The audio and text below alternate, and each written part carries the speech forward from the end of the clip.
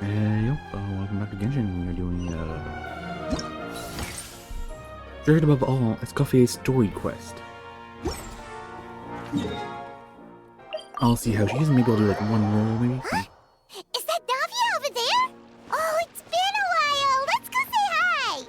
This one is English because it's like at least half the people are in English. Hey, Navia, what you up to? Nothing interesting on the newspaper that I can see. Shh. Is she trying to go incognito? Why the secrecy? Get lost, Monica! I don't want to see you back here until you're ready to wake up and start doing things properly! Right now, you're a disgrace to my kitchen and to the Hotel de Boer name! Well, that escalated quickly. It was an accident. I'm sorry, did you hear me asking for excuses? No, I'll do better, I promise.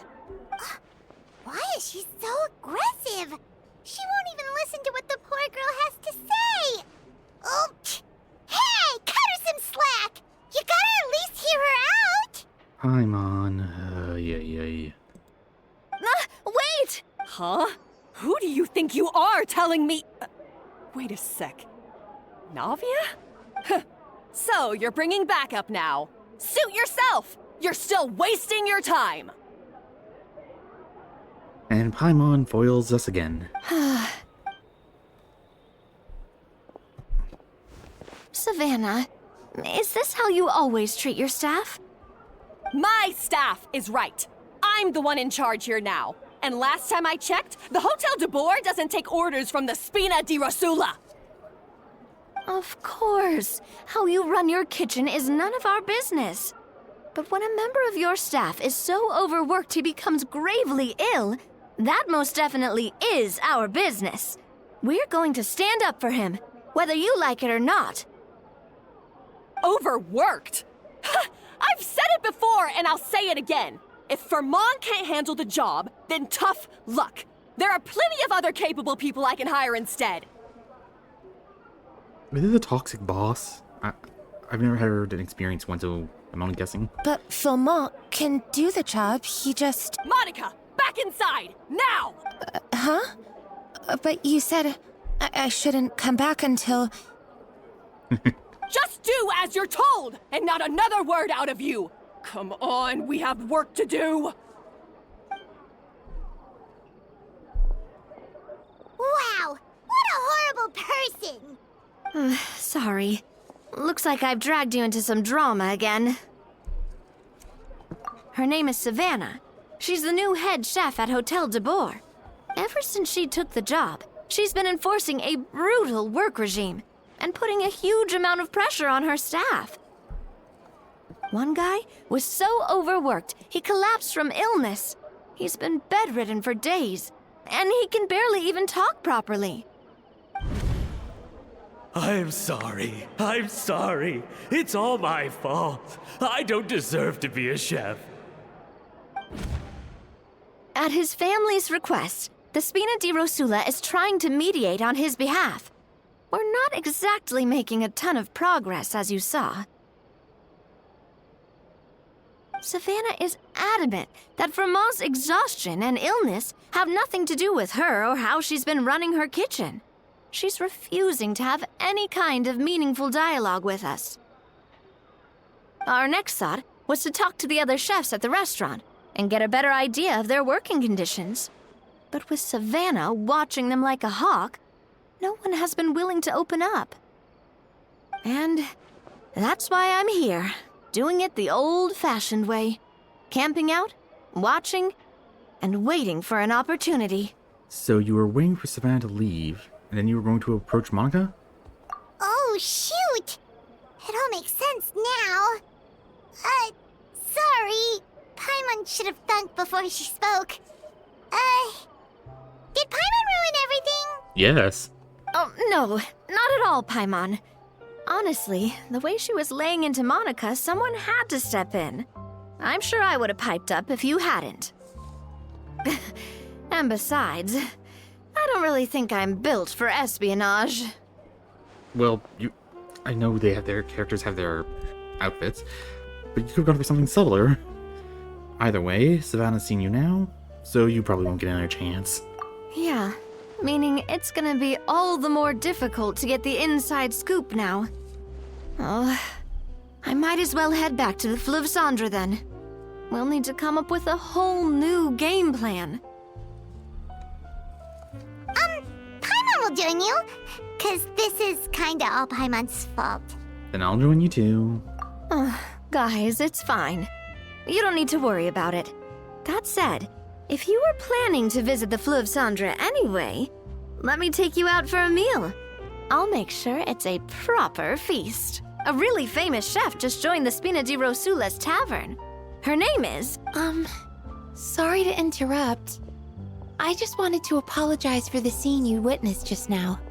We shouldn't subject our customers to that.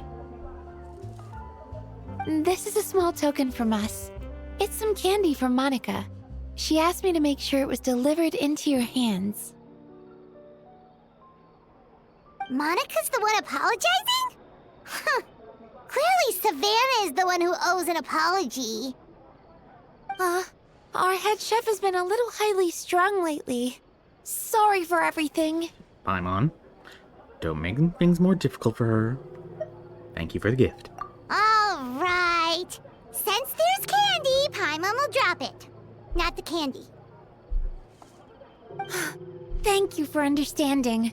We'll make sure to pass your feedback on to Miss Savannah.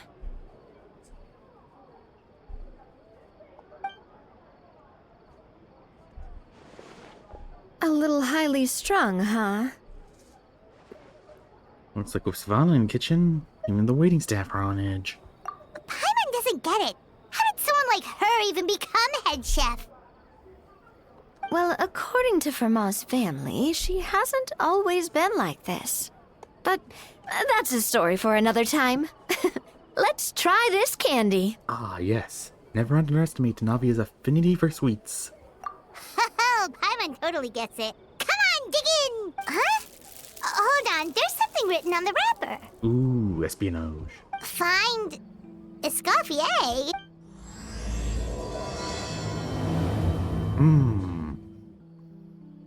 Escoffier? Could this mean...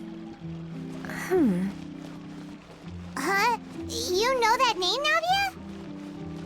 Yeah. Let's stick to the plan and go back to the Fleuve Cendre for now. That's where we'll find Escoffier anyway.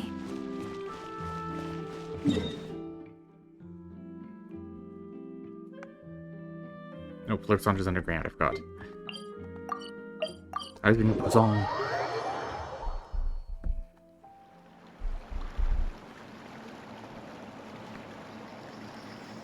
So, who is this Escoffier, anyway? And we're zooming on the cat for some reason. Well, for starters, she used to be the head chef at the Hotel de Bourg, before Savannah. She recreated the legendary Gâteau de Bourg and restored the restaurant back to its former glory. Safe to say, she's the most renowned head chef in the Hotel de Bourg's history, after the culinary genius Modeste himself. Gâteau de Bourg? That's the super exclusive cake that they only sell a few slices a day, right? Wow. Why the heck would she let Savannah take her place? Well, apparently, the Hotel de Bourg was reported for a safety incident. Someone claims that the kitchen was adding an illegal substance to their menu. But none of the chefs had any idea how it could have gotten into the food. In the end, Escoffier decided that as head chef, she should take responsibility. And she was sent to the fortress of Meripede. Everyone is sent there eventually. The Fortress of Meripede? Oh, don't be so dramatic. It's probably just a formality. We got sent there for eating someone else's cake. Well, you're right. The quantity of the substance they found was fairly minimal. Even the guards believed the whole thing was probably just an accident. Escoffier didn't have to stay in the fortress for long, but still, by the time she returned, the role of head chef had already passed to Savannah. So that's what happened. Paimon still thinks it's really unfair. Even though Escoffier is no longer head chef at the hotel, she's still well respected by the staff. So, I'm guessing what Monica wants is for us to convince Escoffier to try and negotiate with Savannah on the staff's behalf. Oh, Paimon gets it! Monica wants Escoffier to come back and kick Savannah out. It's simple. If the new head chef is stressing everyone out, then the solution is just get the old one back. Well, about that. Oh no, what did Navia do? You thought cream of mushroom soup was ready to serve after 3.5 minutes on the stove. You'd have had more sense serving hot water with ice cubes. At least then you wouldn't have wasted all this perfectly good cream and mushroom. What do you say, Hilaire? I'm sorry, Cream.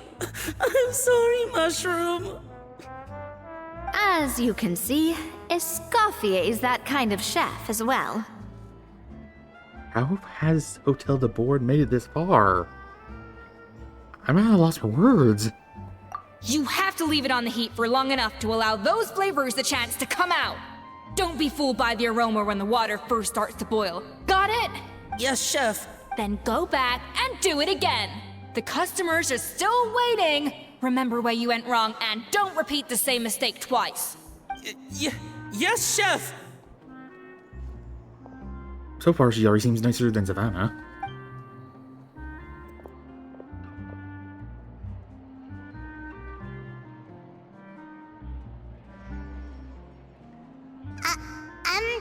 Excuse us, we're... Waiting to be served? Sorry, we're pretty busy. I'm afraid you have to join the line. Oh, no, we're not here to eat. So you're not paying customers? Then I'm afraid the wait will be even longer. It's hard to talk to Escoffier when she's in the zone. Let's take a seat. We can catch up while we wait. Well, she is working.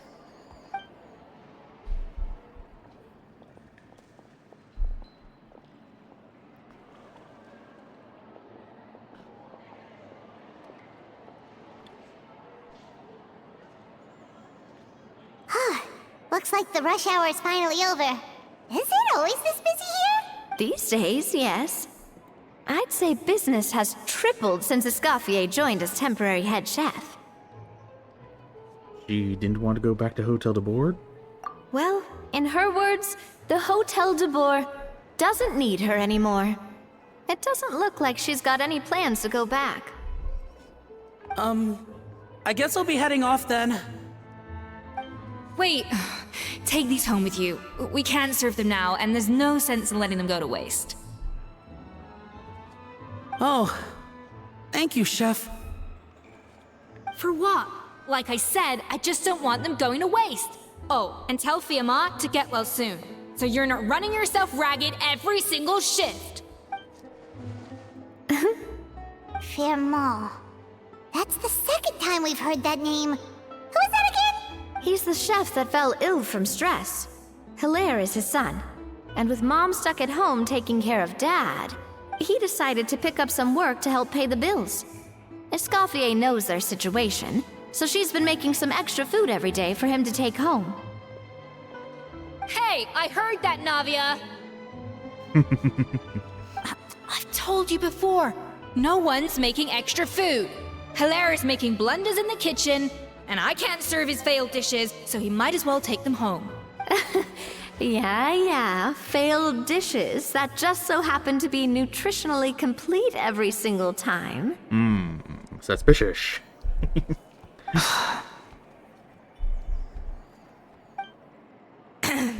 So you two must be the world-famous traveler and his companion, Paimon. Yes? Is there something I can help you with? Oh, so you know us already. We'll skip the introduction then. We're here to talk about Savannah. Since Hilaire is working for you, you must be aware of the situation of Savannah. Oh, I certainly am. The Spina's headquarters are right next to the tavern. And I've lost count of the number of times Navi has come to pester me about it. Meh. But I don't work for the Hotel de Boer anymore.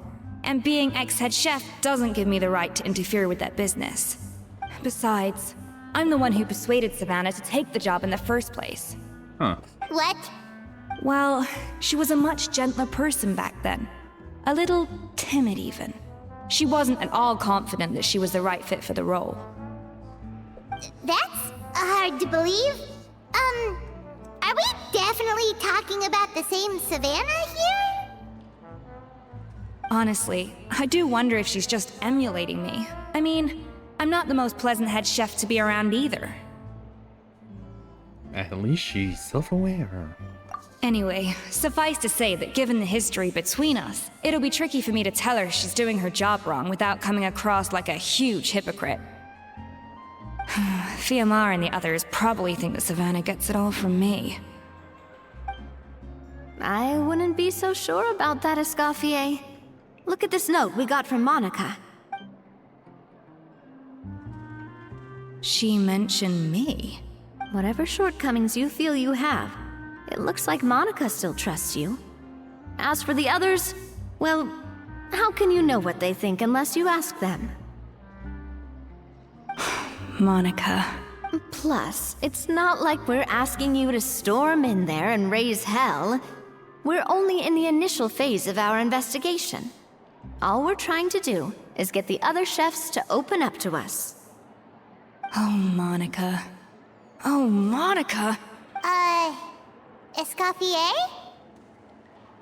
Okay. I can't believe her! Powdered sugar is supposed to be applied sparingly. Look at all that on the wrapper. It's thicker than the sole of my shoe.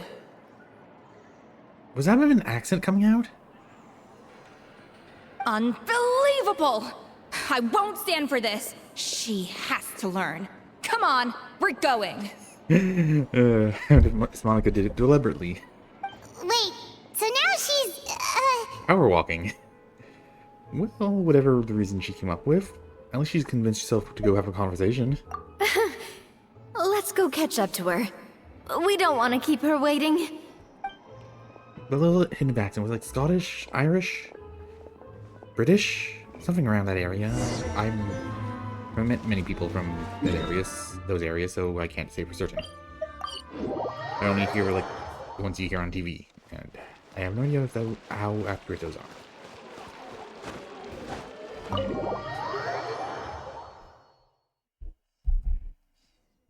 Wait, she looks like... Is that Escoffier? Escoffier's back? Yes! I've missed her cooking! I was just saying, Hotel de Bourg is nothing without her. You can't match Escoffier's talent. I'm sorry. I'm so sorry. Well, having the previous head chef come back is probably not going to be good for person's self-esteem. I'm sorry. I'm so sorry. I messed up your order. Oh, I wouldn't go that far. Maybe the taste is a little off, but if you hadn't brought it up, I don't think I would have noticed. But, please, you have to forgive me or Chef is gonna... Okay, I know. I'll kneel before you.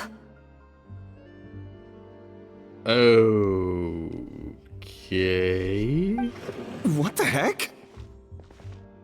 Get up, Monica! Can't you see that you're just making your customer feel more awkward? Escoffier? If you want forgiveness, then do what any self-respecting chef would do. Make the dish again. And this time, get it right. You cannot go begging your customers to feel sorry for you. Savannah said that I'm not allowed back in the kitchen until I've corrected my mistake. But if I can't go back into the kitchen, I can't do the dish over.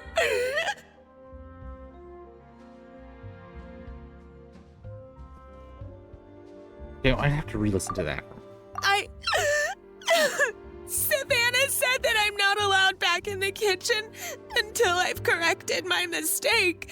But if I can't go back into the kitchen, I can't do the dish over. Okay, something I get what they're trying, the actors trying to do, but something seems a bit off to me. that's some backwards logic. How can you fix your mistake without being allowed to cook? If this is what Fermat had to put up with, then no wonder he had a breakdown. We apologize for interrupting your meal, sir. It's fine. With my layman's palate, it's not like I can tell the difference anyway. I was actually quite enjoying my meal until she appeared out of nowhere and started apologizing. Gave me a bit of a fright, to be honest. Oh, well, it's because Chef Savannah tasted a bit of the leftover soup from my pot and then threw me out of the kitchen. Gosh, that's pretty strict. Has she always been that way? I don't recall things being like this when Escoffier was head chef here. I gotta say, you're all looking a little worse for wear these days.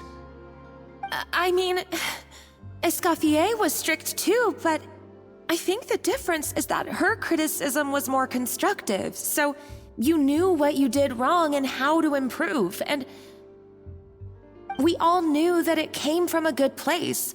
Chef Escoffier was hard on us because she truly wanted us to reach her level. But these days, whenever we make a mistake, we just get told to wake up, get your head in the game, or just do it again. And her tears cleaned up fairly quickly. And it's only gotten worse since word got out that Chef Escoffier had started working again in the Fleuve Cendre. Monica, you don't need to call me chef. I'm not the boss here anymore. Yeah, but through no fault of your own. What happened back then? That wasn't on you, and all of us know that. That banquet was a huge event, and so many staff were involved every step of the way. With so many moving parts, there's no way of knowing how that Lumiline ended up in the food we served. Lumiline? What's that? A new drug from the Fontaine Research Institute, produced from an extract of the Lumitoile. Apparently it sharpens the senses, so they used it to treat people with impaired responses to stimuli. Oh, yeah, I've heard about that. They found out you can use it as a flavor enhancer since it stimulates the taste buds. Makes things pretty addictive. And there's the drug part. Well, that's drug part. Bleh. They also found that overuse can have mood-altering effects, and even lead to nerve damage.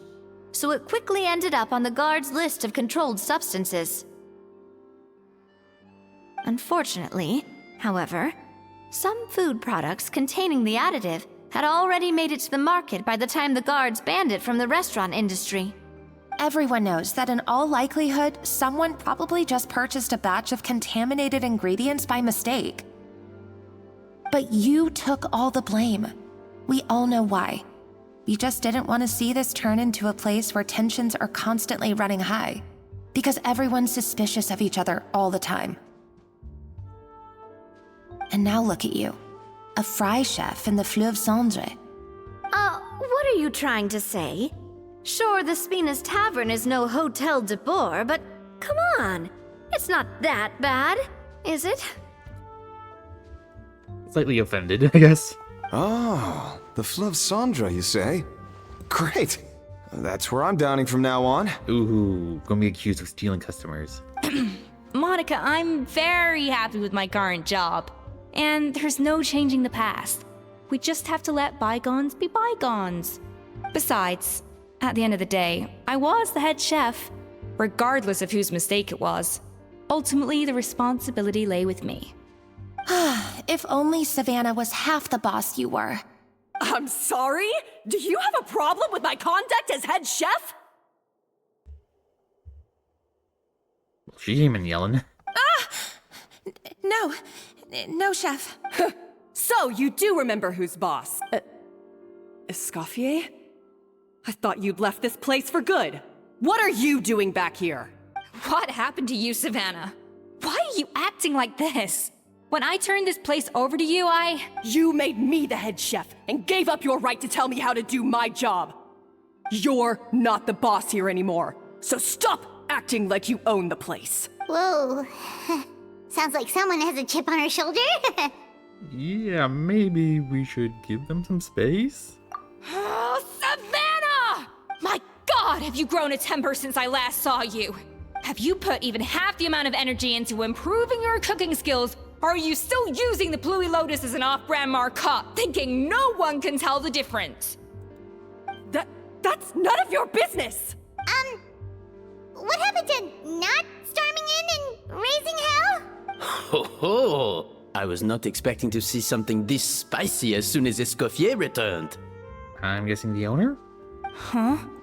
Fan Asian? Aye, miladies. Might I make a humble suggestion? Given that we have ourselves a tête-à-tête between chefs at the Hôtel de Bord, I dare say it would be de rigueur to settle this the traditional way. The traditional way? That can only mean one thing. Sounds like we're in for a history lesson. That's right. I'm talking, of course, about the tradition established by Modeste himself. The cooking contest! According to legend, the founders of Hôtel de Bord, Modeste and Savelli, used this method to resolve all of their disputes. Everything from petty arguments over next week's menu to disagreements over the strategic direction of the restaurant. As long as there's no sabotage, I guess that's a fair way to do it. The cooking contest would decide who had the final say. Huh. It sounds like they had a lot of free time on their hands. Ah, well, it might sound that way to us. But in fact, the cooking contest played an enormous role in motivating chefs to hone their skills, reaching new heights of excellence in the culinary arts. And indeed, the reintroduction of this institution in recent years has surely been instrumental in transforming the Hôtel de Bord into the top-ranking restaurant in Fontaine. Reintroduction? Someone brought it back? Who? I wonder who. What say you, Escoffier? Surely you of all people won't back down from this challenge. It was you who put the rule in place, after all. Thought so. There's your answer, Paimon. Sure, I reinstated it, but I'm not a chef at Hôtel de Bord anymore. Isn't this bending the rules a little? I see no issue as long as both sides agree to the terms. We could simply treat it as an exhibition of sorts. Savannah, any objections? Exhibition. Huh. No. If we're going to battle it out, let's put it all on the line. If I lose, it's up to you what happens to me. I don't want anything to happen to you. But if you lose, you hand over the Codex de Bord to me. What? The Codex de Bord? Another history lesson. What is that? Only the legendary handbook written by the original head chef Modeste. It contains all his secret recipes, including Gâteau de Bord. What's with the purple stars? I looked down for a moment. Did I miss something? It's the greatest treasure in Fontaine's culinary world. And only the present and former head chefs of the Hôtel de Bord have the right to read it. Then wouldn't Savannah already have access to it? Present and former. Wait, but that already includes Savannah, though. What do you want that old thing for? You have your own copy, don't you? Don't take me for a fool. You know perfectly well what I mean. I want your copy. The original version. The one you took with you when you left us. I'm sorry, I must be missing something. You know, there's no difference between the original and the copy, right? They contain the exact same recipes. Stop trying to change the topic. What's wrong, Escoffier? Scared you're gonna lose to me? Or are you scared of me getting my hands on the original codex? I bet she thinks there's like secret notes from the author or something.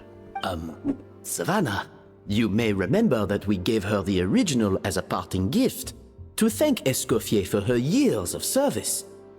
Asking for it back feels a little,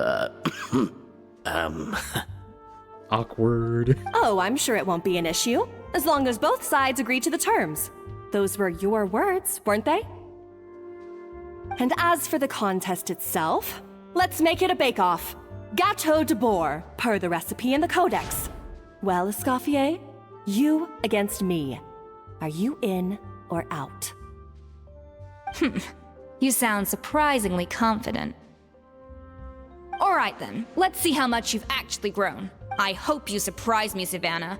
I'd hate to find out that all you've learned after this long is how to chew people's heads off.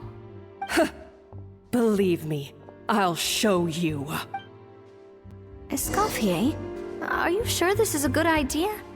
You accepted her terms a little hastily. Oh, it'll be fine. Let's head back to the Fleuve Cendre so I can get prepping.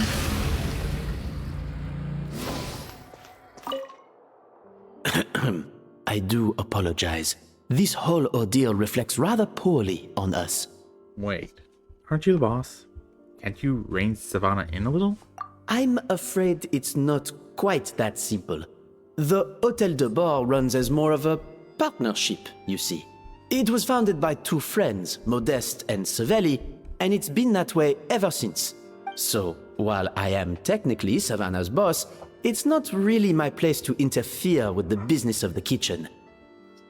To be perfectly honest with you, that's part of the reason why I suggested a cooking contest. If Escoffier wins, it would be the perfect opportunity for her to talk some sense into Savannah. Or, of course, if she wanted to return, then... But anyway, I'm getting ahead of myself. Whatever the outcome, this contest will hopefully serve as a turning point for us. Please, pass on my best wishes to Escoffier. I must say, Savannah surprised me with her confidence. Does she really believe she can best Escoffier in the kitchen? I thought she was just blowing off steam when she first raised the idea to me. So it's basically keep too many cooks spoil the soup kind of thing? To prevent that? I can't believe I got to witness that for...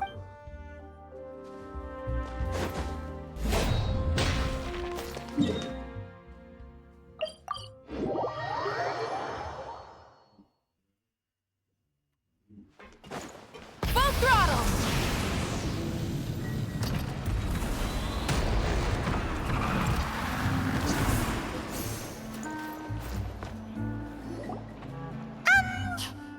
So, this whole bake-off thing kind of came out of nowhere. Was it really sensible to just go along with it? Well, I got a sense that she's holding something back. But we chefs always express ourselves in our cooking. So if she won't talk, this might be the best way to find out what's really going on with her. Huh? Holding back? Sure didn't sound that way to Paimon. Escoffier only picked up on it because she's the same way. Always closed off, never letting you know what she really thinks. That's patently false, at least where your macarons are concerned. I've been nothing but truthful with you about the disgraceful amount of sugar you use. Okay, that's one case where you can keep your thoughts to yourself. So anyway, what's this Codex de Board she's so obsessed with? Oh, that? Well, it's not so much a recipe book as a diary of Modeste's adventures. Back in the day, he and his good friend Savelli explored far and wide, partly adventuring, partly looking for new ingredients and developing new recipes. Their creations had an enormous influence on the course of Fontaine cuisine, turning it into a much more vibrant and diverse scene. For instance, legend has it that the original Gâteau de Bourg was made using a special secret ingredient that Modeste discovered on one of his adventures. So rare was the ingredient that they could never make more than 16 slices of the cake per day. But everyone who tried it claimed that it was one of the most blissful and invigorating things they had ever tasted. Modeste and Savelli went on to found the original Hôtel de Bourg, which catapulted them to stardom in Fontaine's culinary world. Especially Modeste. He was hailed as a once-in-a-generation genius, and over time, the recipes from his adventure log became known as the Codex de Bourg. Ah, Paimon's heard this kind of story before. Armed with the Codex, the Hôtel de Bourg took its rightful place as the finest restaurant in the land, serving those recipes for centuries to come. Something like that? Sounds like something out of like novel. What? No, of course not. Cooking is a constantly evolving art form. How could any restaurant survive if they only served food that was popular last century? Anyway, never mind centuries. Savelli and Modeste parted ways not even 10 years after their rise to fame. Then, Modeste passed away while he was still in his prime. And that was it. The end of the Hôtel de Bourg's heyday. It fell into decline, and for most of its history, it was just a nondescript place with a couple of cheap tables. it's only in recent decades that it started recovering. Good for them. Even then, it still took numerous relocations and changes of management before we finally ended up with Vanigem and the restaurant we have today. Oh! So the Codex really isn't all that, then. Paimon figured it was like one of those mystical books they have in Liyue's martial arts novels, where the main character learns all their secret powers from. Yes, well, that's fiction, and this is reality. You can't meet the tastes of modern diners by following some ancient recipes from a dusty old book. Case in point. Even the Gâteau de Bourg they sell now is actually Escoffier's reimagination. Wait, really? Why though? Didn't that recipe make it into the Codex? It did, but like I said, it's the dusty old book now, and the records aren't as legible as they once were. Not to mention that there's no way of finding the secret ingredient Modest wrote about. So, reimagination is right. I consulted some historical records and took what I could from the Codex. But ultimately, the Gâteau de Bourg of today is my own recipe. As for why we gave it the same name and kept the tradition of only selling 16 slices a day, well, you've got Vanigem's business sense to thank for that. Oh! Huh. Well, that kind of takes all the mystique out of it. Hey now, it might not be the original Gâteau de Bourg, but it's still the most delicious cake in Fontaine today. And who knows, maybe Escoffier's version is more suited to your palate. Just think, if the original truly was the perfect cake you're imagining it to be, there's no way the recipe would have been lost to history, right? Not to mention that the Hotel de Bourg never would have fallen into a slump. Anyway, before I left my role as head chef, I made a copy of all the recipes from the Codex, including my own improved versions, and turned them over to Savannah. So why is she so interested in the original copy? Could it be a symbolic thing? Like, whoever holds the original Codex de Bourg is the true head chef? Well, it was clearly precious enough to give to Escoffier as a parting gift. Meanwhile, Savannah only got a copy. Maybe from her point of view, it's like management doesn't truly see her as being worthy of the role. You think so? The only thing is, it was her suggestion to gift me the original in the first place. Well, a joint decision by her and Vanigem. What? Huh. Guess she's had a major change of heart since she became head chef. Who knows? We could speculate forever. Better to just let our Gâteau do the talking. What does that mean, exactly? It means besting her in this bake-off, and then getting her to explain herself, even if I have to beat it out of her with a spatula. You don't mince words. However much she's changed since we worked together, I believe that she still has her chef's pride. And if she respects the art, she'll respect the outcome of our contest. Well, I'm confident that you and your spatula can get justice for Froment. All you need to do now is win the contest. But that should be a breeze for you. Let's not get too ahead of ourselves. Gâteau de Bourg is very complicated to make. Usually, it takes 3 chefs working in tandem to cover everything. Now, if I had to push it, I could probably do the work of 3 chefs myself. But I'd prefer to play it safe if I can find a couple of assistants in time. Well, that's easy. The 3 of us are veterans in the kitchen. You just need to pick 2 of us. Well, I have heard the Traveler is an accomplished cook, as well as a warrior. But be warned, I will hold you to exceptionally high standards. Think you're up to the task? Yeah, there was some Tim acting down the warrior. Bring it on. Oh, count me in too. I've spent weeks perfecting my macarons after your scathing review. Even if it means competing against the Traveler, so be it. I'll show you what I'm made of. Confident. I like it. Alright, let's start with some elementary mise en place. Show me your knife skills. So, normal task fruit? I've always called it chopping stuff up, not mise en place. But it's basically the same thing, right? Looks like you found that easier than I expected.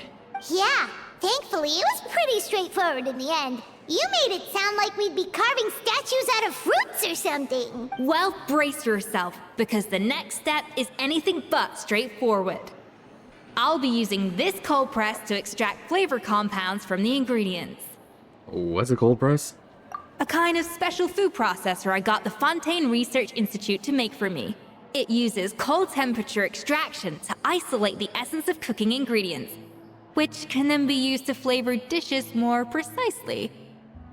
But this isn't exactly standard kitchen equipment, so that probably didn't make a whole lot of sense. Let me give you a demonstration. Do we get to play as her?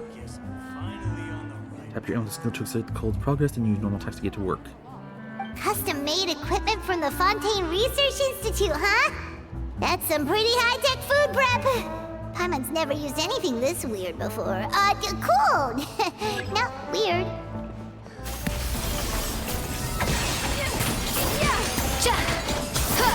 So, like, need someone's icy weaponry? And done. These are the flavor compounds extracted from our ingredients. I processed all the fruit you chopped up earlier. Wow! Even the smell is so much more concentrated. What next? Do we add all this stuff in? Absolutely not! Throwing everything in at once will ruin the balance of flavors. We have to go slowly and carefully to calibrate the exact flavor we want. I'll demonstrate again. Now, watch closely.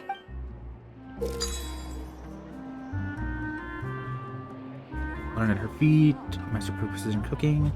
Going to get you from a multiple blueprint and adjust the flavor profile. Strike a balance between fruity and floral to adjust. Okay. Slowly and carefully. Not.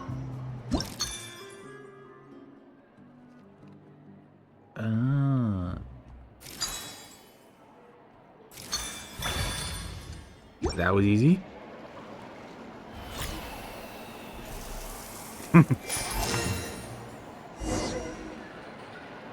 And voila! Now it's your turn.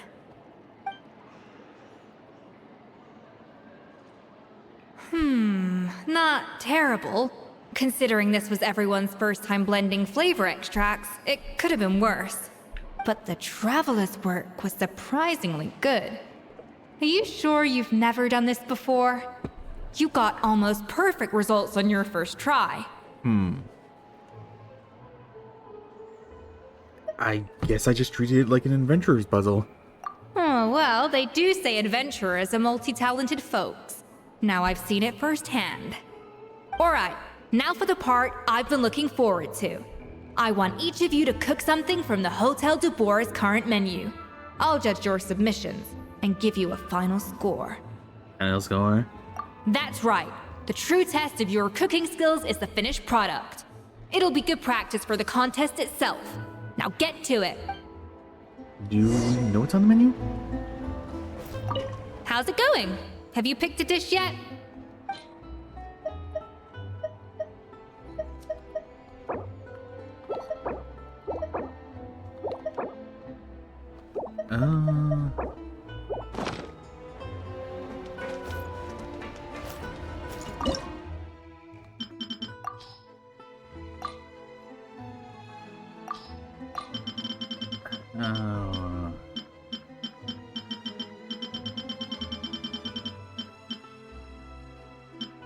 One moment, what?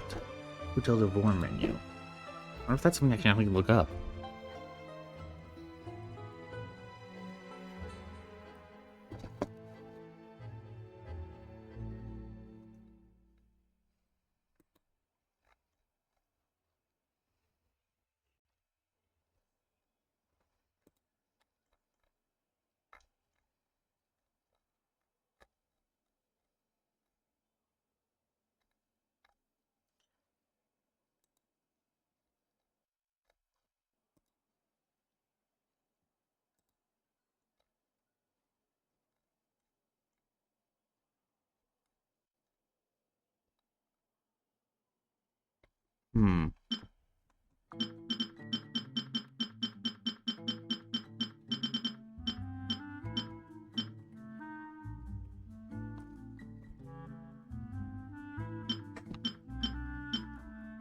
Is this one on?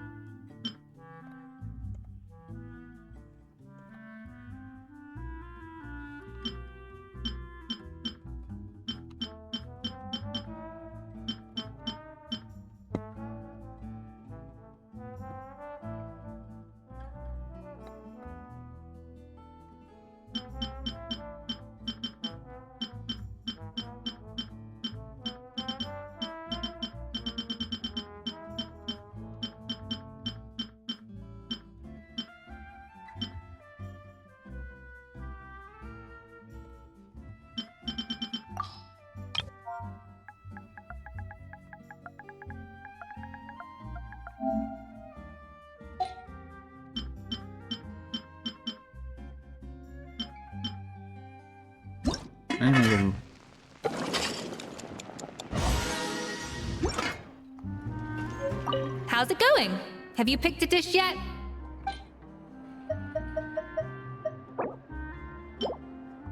Let's try. Look at that! With the grace of a snow-winged goose, as I like to say. Now, let the grating commence. Interesting expression.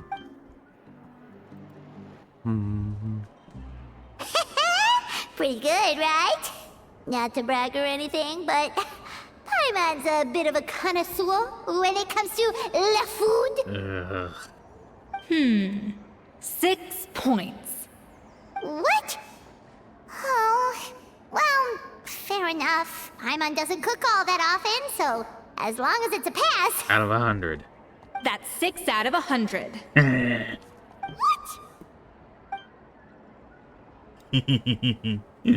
You say you're a connoisseur, but it's quite clear from this dish that you have far more experience consuming food than creating it.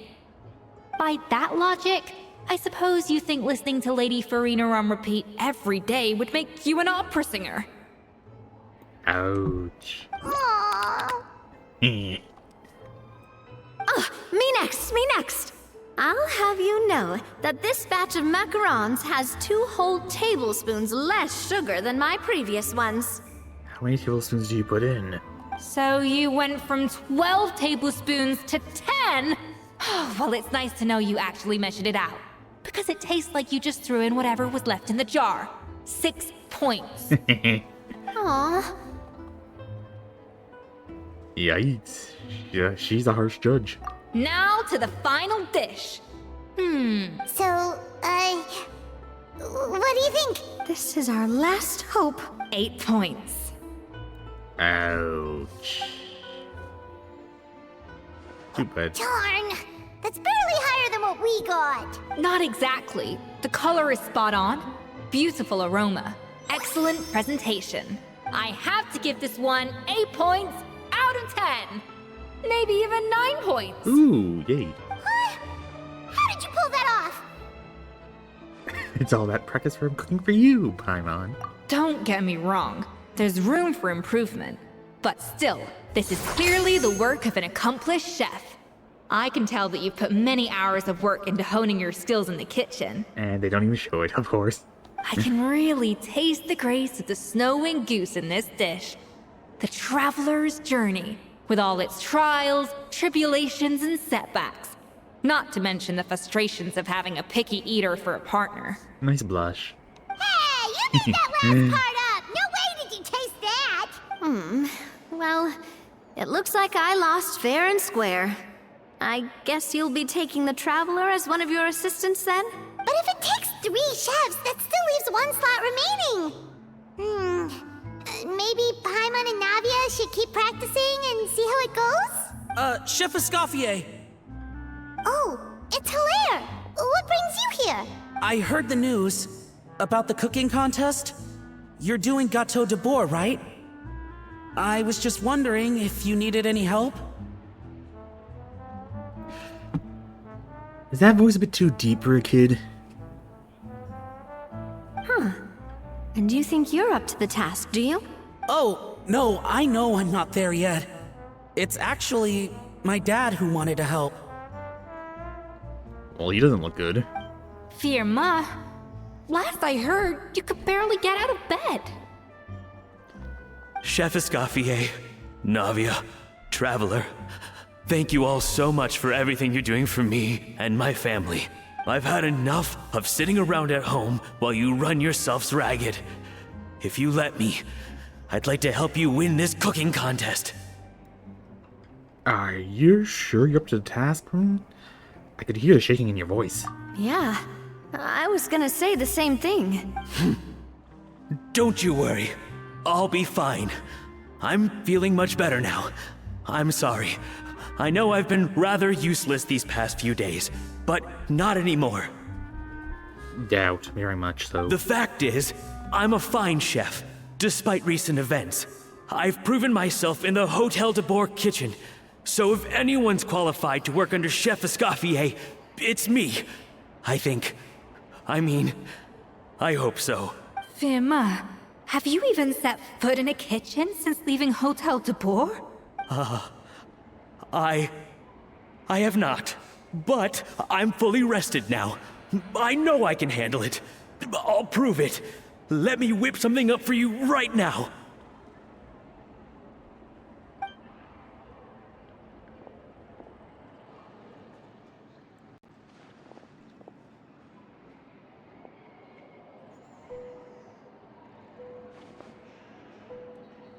Huh? That's strange. Why are my hands shaking? Kitchen PTSD? I'm sorry, that depends on everybody. What do you call this, Firma? I can't seem to grip my knife. Do it again! Again! Again! I... Hopeless. Get out of my kitchen yesterday. Dad, what's wrong?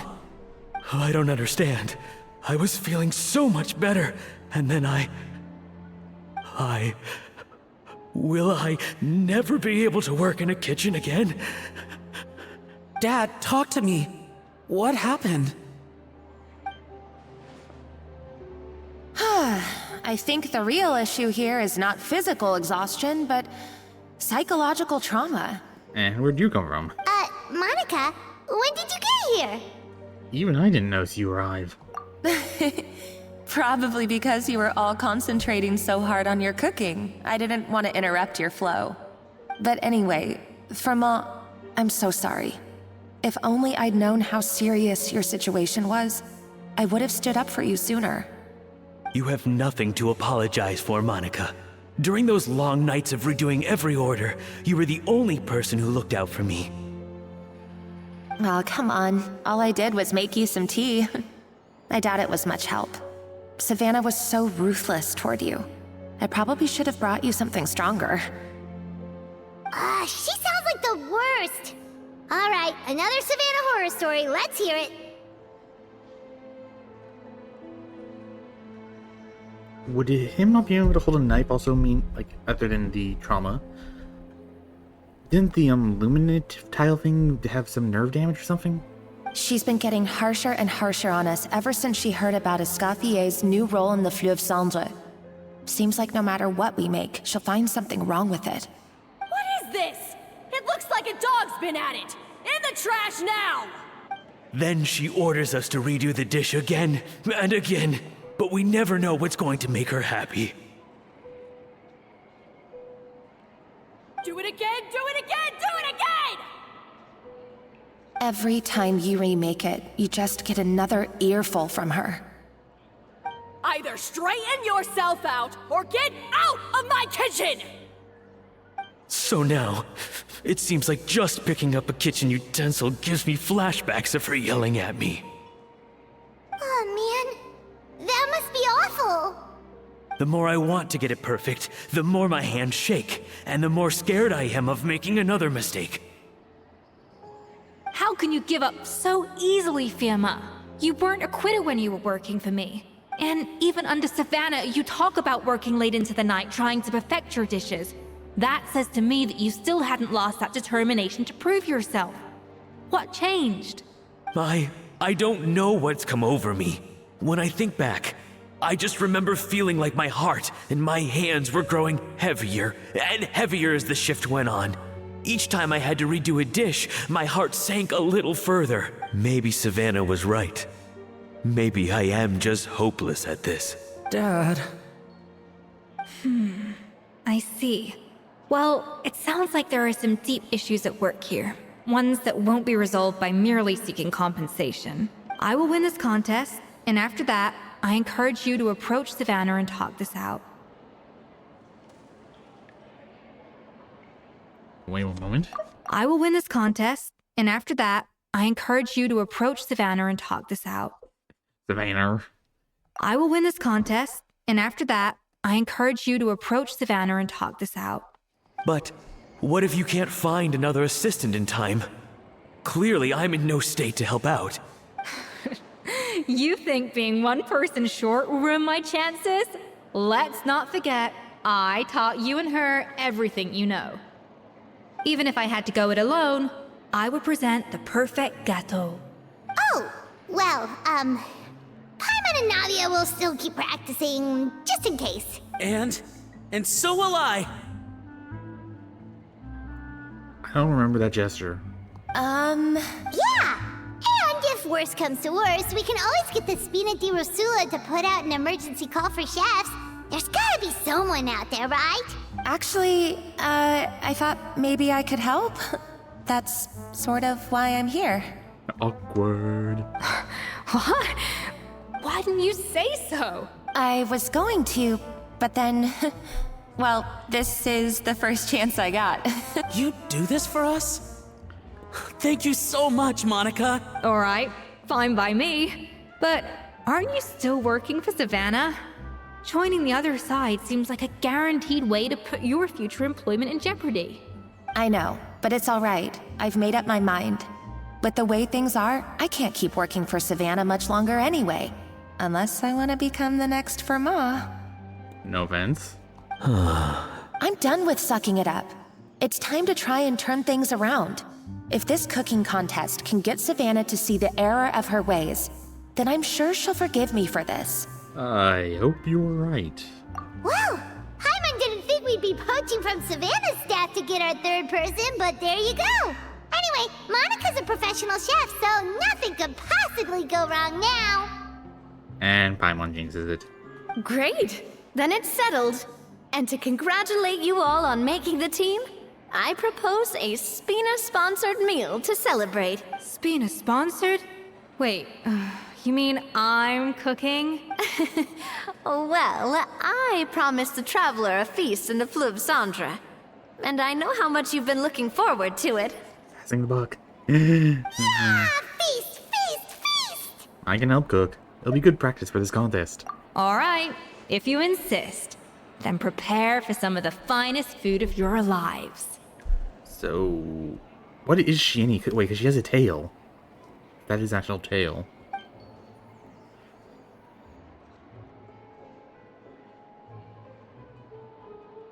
Escoffier opted for a huge variety of dishes.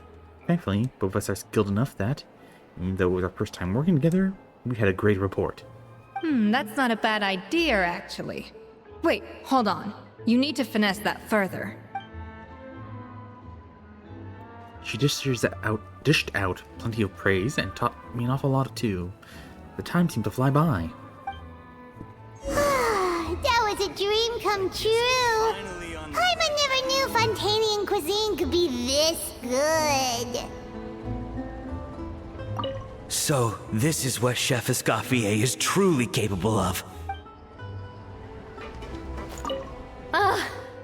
I wish I could eat that all over again. It's not often that Escoffier goes all out like this. And it's all because of you, traveler.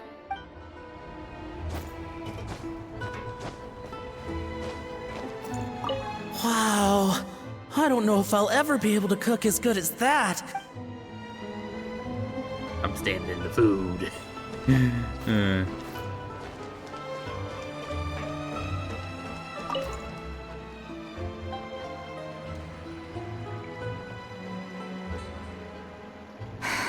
Why, Savannah? Why? What are you up to? Oh, nothing. I was just flicking through the original Codex de Boer.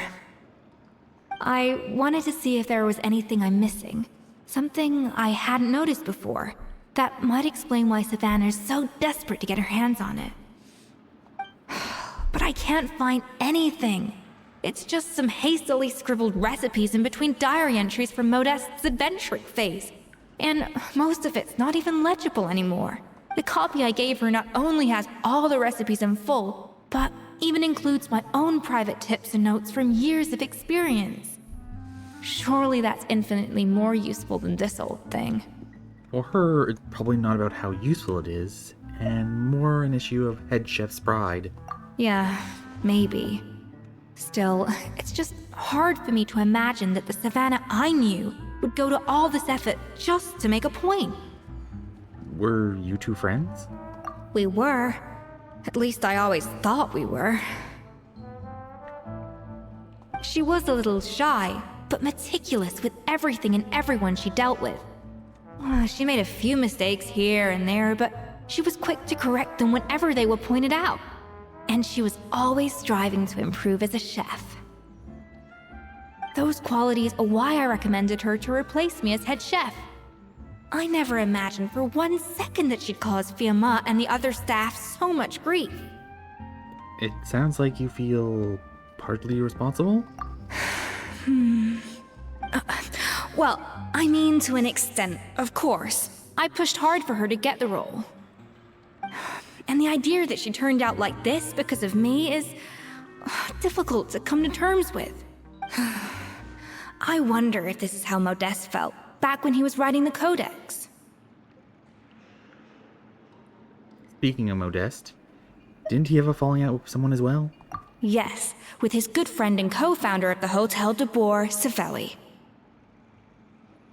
The story goes that after Modeste unveiled his Gâteau de Boer and was hailed as a culinary genius, he was admired and adored by all. But his newfound fame slowly drove him and Savelli apart. Unlike Modeste, whose every new creation was an instant hit, Savelli seemed to face setbacks every turn.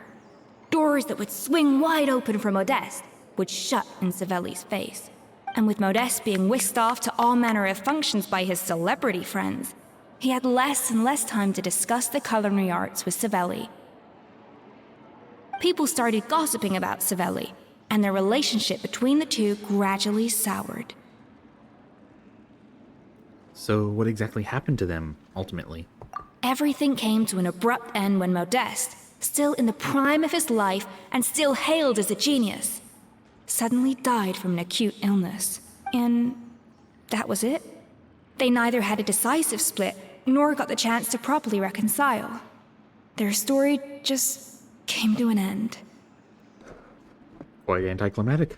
One rumor had it that Savelli actually killed Modeste out of jealousy, even as the latter was hoping to make amends. Unlikely. It's a popular theory, but there's no real basis for it. At least there are no records of Savelli ever being convicted of a crime. Still, beyond a point, there's no way of knowing what truly happened in the past. All we can do is try to make sure the present doesn't quite go as badly. And that's why I have to win this contest tomorrow. Then get the truth about everything that's been going on, even if it means cracking her open like a nut.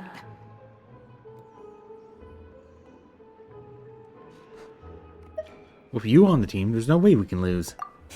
You're right about that. Just follow my lead and victory will be ours.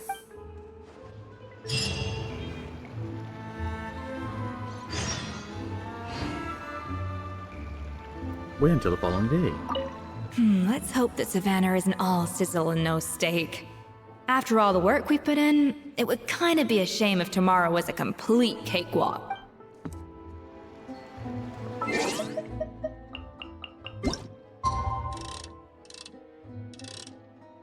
Either gonna lose somehow, or there's gonna be some type of disruption. Wait, next day. I'm just gonna stare at you for 12 hours. Well, 11 hours, 59 minutes. Oh, when did she disappear? I looked down for 1 second. It's Cooking Contest Day! To the Hotel de Boer! Toot sweet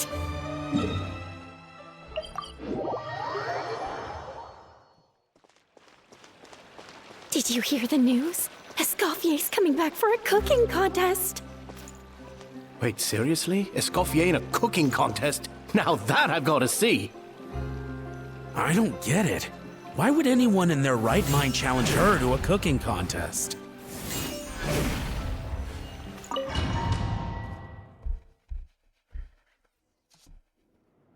Mesdames et messieurs, welcome one and all to the Hôtel de Bord and to this most exciting of cooking contests. Savannah, I've brought the original copy of the codex you asked for. Monica? Huh. In the interests of fairness, this contest will be conducted in a double-blind format. Once the dishes are complete, they will be sent to the back of the kitchen where they'll each receive a label. There's gonna be tampering. The labels will be placed out of sight underneath the plates, only to be revealed after the judges have sampled them and reached a final verdict. This is to ensure that no one will know which dish is made by which contestant. As one of the judges, I promise to be fair and impartial. When my meal got interrupted yesterday, I never thought this is how they'd make it up to me. Getting a seat on the judging panel is a pretty sweet deal. Both contestants have taken their positions. Then, without further ado, let the Hôtel de Bord cooking contest commence!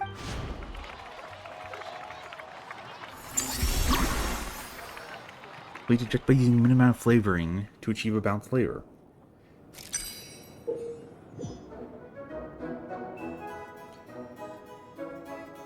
Okay.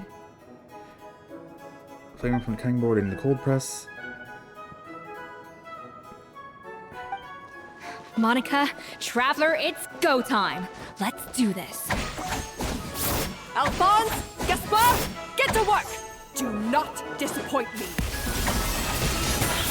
That should be enough flavoring. Now hurry up and balance the flavors. Okay. 6, 2. Still packing the bathroom.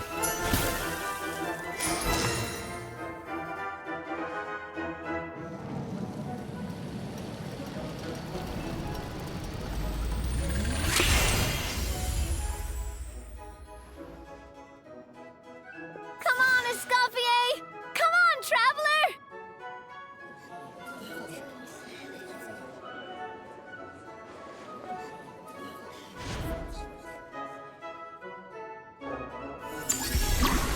Next layer.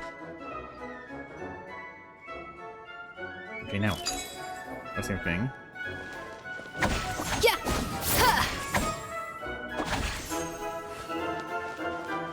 Off to the freezer.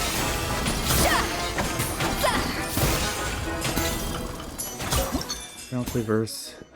2 fruity flavor. Yeah, 2, 3, 1. There we go. It's Naya.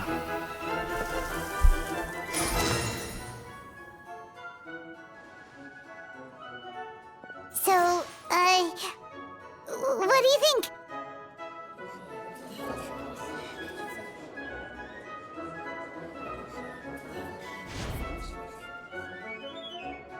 Scuffy's kind of like she's having fun, and Savannah's just like really tense.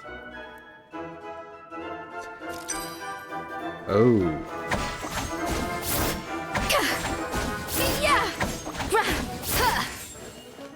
Oh, crud. Escoffier is already on the final step of the recipe. Okay, 8. Ooh.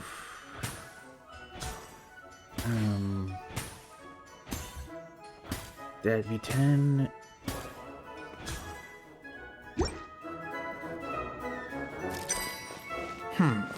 I think this flavor profile is still a little bit off. Enough! Ugh, useless!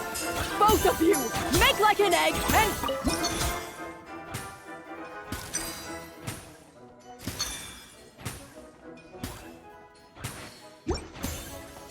Needs more ice. Wow! Is Savannah serious? Can she really make up for lost time working alone?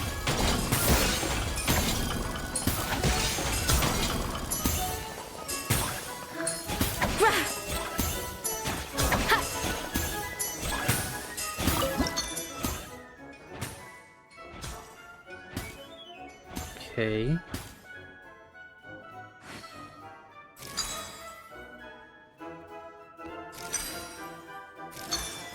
There we go. I like we went over the amount I wanted to do, though.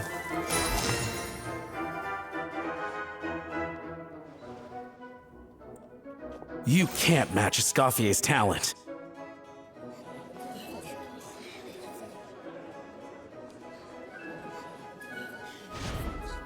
Oh, she looks like she's getting... I present to you Gâteau de Bourg. Ooh, pretty.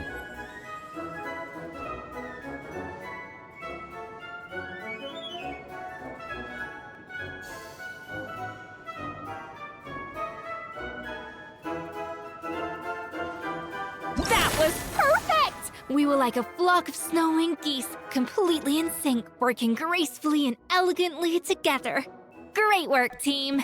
I don't know if that was the high... Is that, like, a good or not? Like, is there one level higher, or is that the top you can get?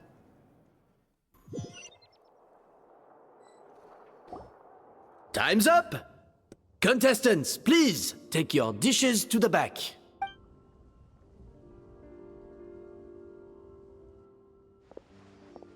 Huh. That guy was right. You really can't tell whose is whose just by looking at them. We both made the same dish after all. For all her flaws, Savannah's a talented chef who earned my recommendation for good reason. She wouldn't screw up something as elementary as the cake's appearance. Whoa! This is really rather good. Wonderfully soft and fluffy. Beautifully sweet. This is a masterclass in how to make Gâteau de Bourg. I would give this one at least 9.9 out of 10! Only because there's something about the flavor of the base. It's just a little different from the recipe I'm used to. Huh? Really? I couldn't tell. All right, on to gâteau number 2. I haven't had a single bite and already this aroma is a delight to the senses. I have a feeling that this gâteau will be a gâteau for the ages. How exciting! I'm gonna dig in.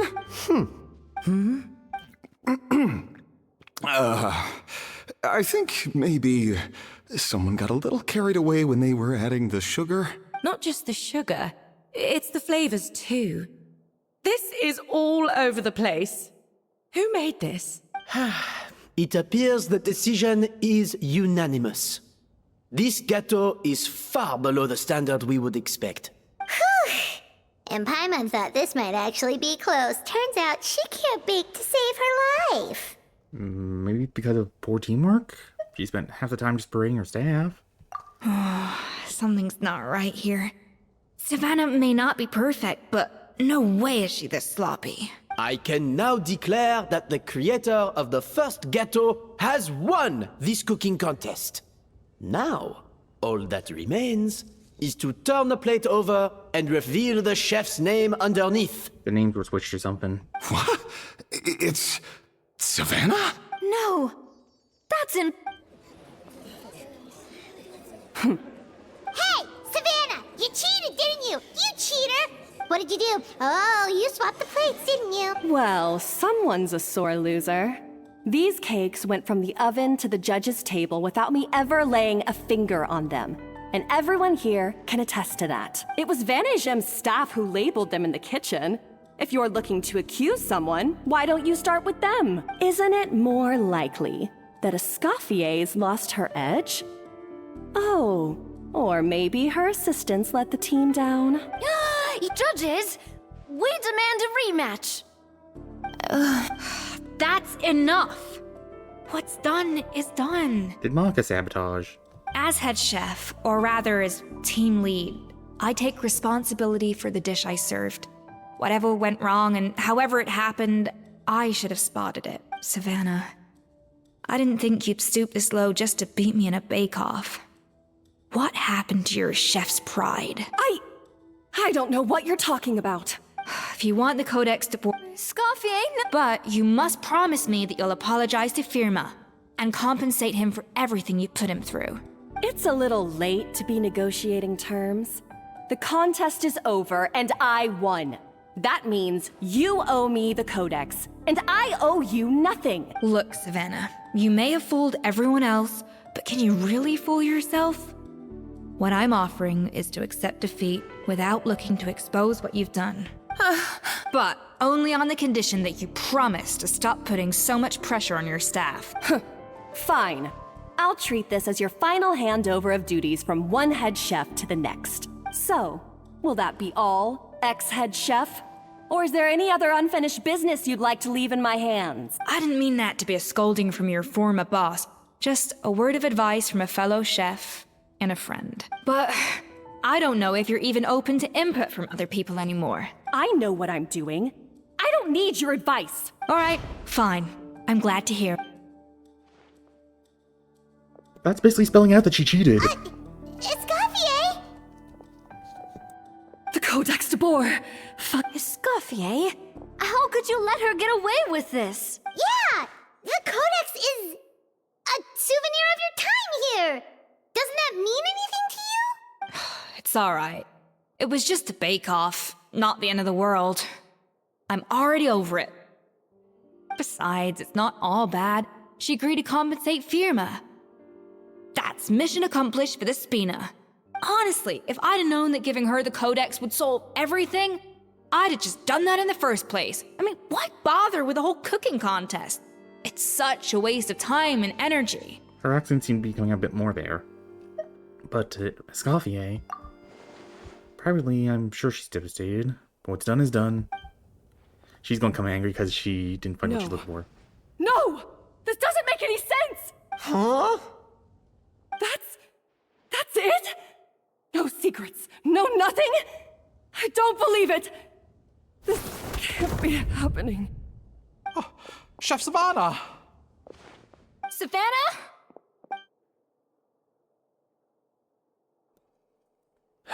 It's nothing life-threatening. Just a lot of pent-up stress and exhaustion. Oh, I knew it. Pent-up stress? The truth is, however hard she might be on the rest of us, the person she puts the most pressure on is herself. Yes, there are nights when she makes us redo things over and over into the wee hours. But for her, it's every night. She'll hide herself away in the kitchen, working on new techniques and recipes, and only realize how long she's been at it when we come to work the following morning. But why? Why would she do that? Our best guess is she doesn't want to be seen as less of a chef than Escoffier. Inferiority complex? And there it is. Even so, that's no excuse for taking her anger out on the rest of you. Yeah, and it's definitely no excuse for cheating in the cooking contest. About that, we honestly have no idea how she did it. We were focused on our own work the whole time, like she asked. And we had a traitor. Leone and Algalia were the ones I tasked with labeling the cakes. I've already spoken to them both. They're at a loss to explain it too. Not to worry. Come on, join me downstairs. I'll interrogate the guilty gâteau myself. It was Monica, it's so obvious. She kept on looking down. Well, how is it? Have you figured out what it was? Oh, this is aggravated assault on my palate. I'd rather eat wet cement than this. Is it really that bad? I made sure to taste test it before it was served. Oh, relax. This isn't your cake. Savannah never switched the plates. The offending flavors are coming from in between the icing and the cake base, which means someone tampered with it while it was being made. Or in other words, we have a traitor in our midst. I'm sorry. I was forced into it. It was Chef Savannah. She said if I didn't cooperate, she would... Calm down, Monica. I've already accepted defeat. And if I wanted retribution, I would have brought this up when the results were announced. Whatever's going on with you, just spill the beans. There's no need to hide it. I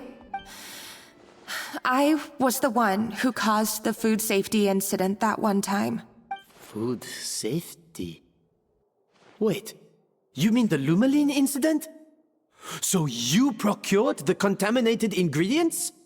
I think so. Savannah and I were on procurement that day. I didn't check everything as well as I should have, and so I let contaminated ingredients make it into the kitchen. But I swear I didn't do it on purpose. I had no idea there was an issue with them, and I didn't know it would end up with Escoffier going to jail. But the last thing I expected was for Savannah to use it as leverage to blackmail me with... This is crazy! So Savannah pressured you into sabotaging Escoffier's cake by threatening to expose your secret if you didn't? I know, it's terrible. I'm so sorry. I was so scared. The thought of Chef Escoffier finding out that I put her in jail, it made me freeze up with fear. I thought Escoffier would hate my guts if she ever found out, and yet somehow that's ended up in me doing something even worse. Have I turned it off so no one could get into my world? Why do people keep on sending requests? Seriously? All this fuss over a little slip-up? Huh? Firstly, it's not like I got a life sentence. I did my stint at the fortress, and now I'm out. And secondly, I had my own reasons for leaving the Hotel de Boer. This wasn't the only factor. So, you don't need to feel ashamed or frightened or anything like that. Any more than you need to add butter when you're pan-searing foie gras. You mean... you forgive me? Oh, well, I'm not saying you don't have to take responsibility for your mistakes. You should tell Vanagem to mark down your performance for the past few months. Then do some digging and find out exactly where those contaminated ingredients came from. Sure, you've made mistakes, but now's the time to fix them. Understood? Understood. Good. Now, back to Savannah. What about the original codex would compel her to resort to blackmail? I have my suspicions. Not that I've got any proof to back them up, though. Ugh. What happened to me? I've overheard some customers murmuring about how the Hotel de Boer hasn't been the same since Escoffier left. They think our menu doesn't taste like it used to, especially our signature items. You mean Gâteau de Boer? Now that you mention it, I noticed it during the contest too. I couldn't put my finger on it, but the flavor seems subtly different from how it used to be. But the difference was so small, I'm sure no one would notice it besides our most loyal customers and true dessert connoisseurs. Still, as head chef, it's easy to see why Savannah would get so hung up on it. So many times I've seen her make the cake base over and over again, late into the night, determined to match Escoffier's version. But... yeah, I've noticed that too. Never really gave it much thought, though. Thinking back on it now, it's clear that Savannah's been in a downward spiral ever since Escoffier left. She wants to prove that she can fill Escoffier's shoes. That's gotta be the reason. But after countless setbacks, she's getting more and more unhinged. And at some point along the way, she switched from doubting herself to doubting Escoffier. Doubting Escoffier? For what? She thought the codex from Escoffier was a fake. Yeah, it would explain why she was bent on getting the original at any cost. She must have thought Escoffier purposely omitted key details from her recipes when she copied them out. Also, she could retain her place as the #1 chef in Fontaine, the only one privy to all the secrets of the trade. Oh, for goodness sake. What a stupid idea. Of course. Then she finally got the codex, only to discover that the secret recipes she's been pining for don't exist at all. Seeing how utterly wrong she was must have been a real shock to the system. It probably brought up everything at once. It overwhelmed her, and she passed out. There's still one thing that doesn't make sense, though. If Savannah had the real recipe all along, how come it tasted different? She might not be on the same level as Escoffier, but surely after like 50 attempts, she'd get it right one of those times. You'd think so, but geniuses like Escoffier are in a league of their own.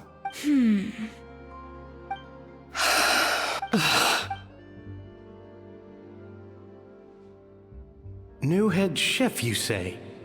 What's her name? I don't think I've heard of her before. I wonder, can the Hotel de Boer keep its edge without Escoffier at the helm?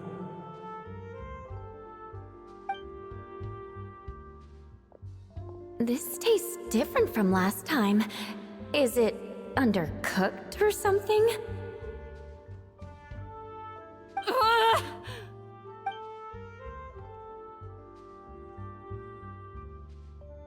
Take this. It's a copy of the Codex de Boer. From now on, you will be its keeper.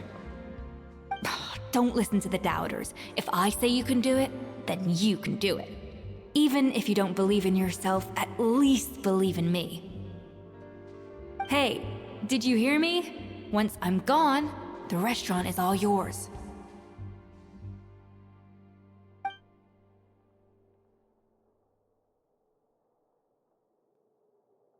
All this time, I've been blaming other people, but maybe I'm the problem. Heal realization. I think that's the right term. That was right, there was gonna be sabotage. I sincerely apologize for putting everyone out. Savannah's awake now, but I don't think she's ready to speak to anyone yet. You think? Let's give her the day to calm down. I'm sure you'll have the chance to talk everything out tomorrow. Who knows? In that case, I'll go and update for Ma and his family. I wonder what he'll make of all this. So, we'll come back tomorrow then. Let's go. That was a long day. I think I've earned myself a sweet treat when I get back home. Sweet tooth. Oh, nice! Macarons? Or are you gonna switch it up this time?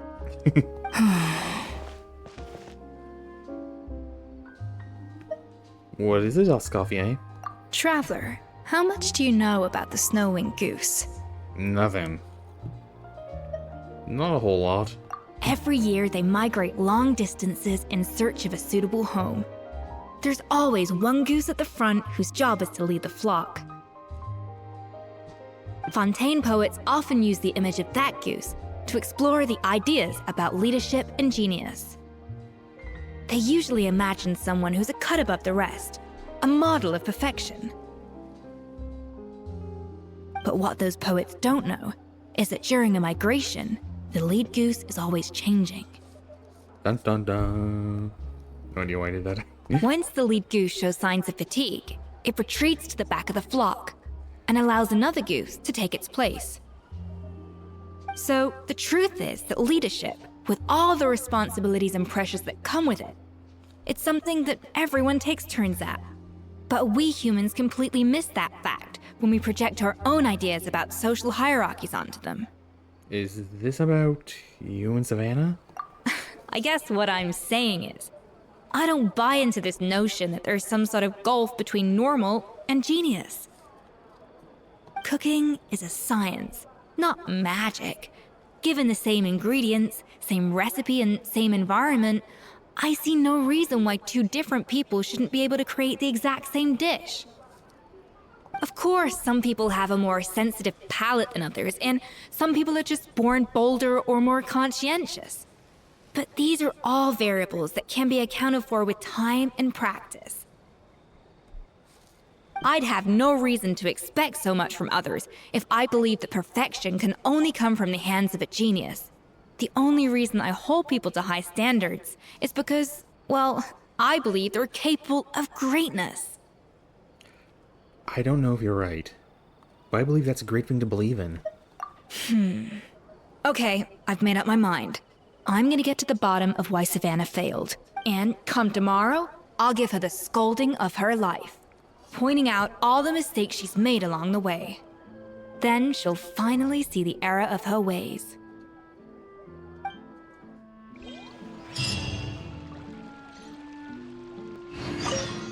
Thank you for your words of encouragement. I'm gonna head to the Hotel de Boer and spend the night investigating. I guess I'll see you tomorrow. Genius? Calling someone a genius is just another way of saying I'm too lazy to figure out how I need to improve. It's a defeatist attitude and I won't stand for it. Well, that's Tomish.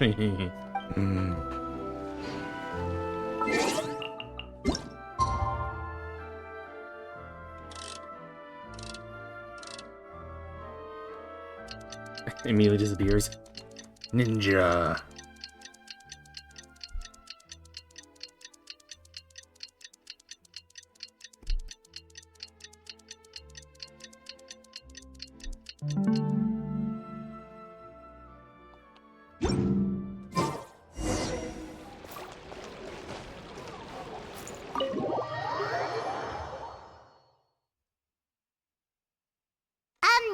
Why are we here so early? Our meeting with Vanigem isn't for a while. I want to check on Escoffier. Check on her? Why? What happened? Oh no. Escoffier, are you alright? She died. That's a lot of cakes. I'm fine. Just need to get some more coffee in me. You really pulled an all-nighter then. Huh? What happened to my coffee? Did I really drink it all? Let me get you a fresh one. For now, you should get some rest. Alright. Thanks. I appreciate it. Well, there's cooking facilities here. Or we could just grab a cup of coffee from Cafe Lutece, but either way, hurry!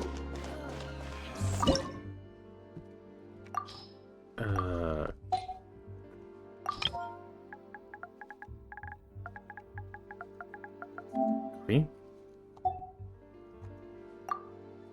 I do, huh? Fee.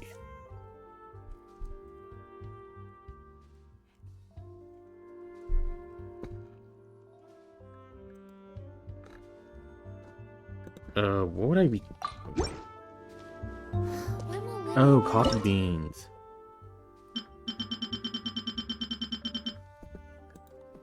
Which food items use coffee beans?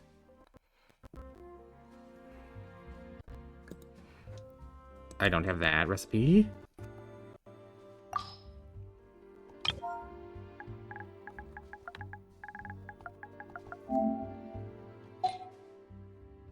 Well, let's try the folklore. Arena.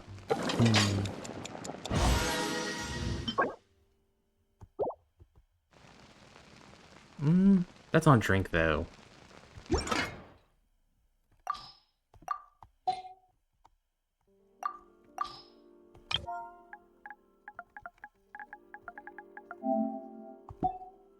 Okay, I don't have that either. That looks like a drink.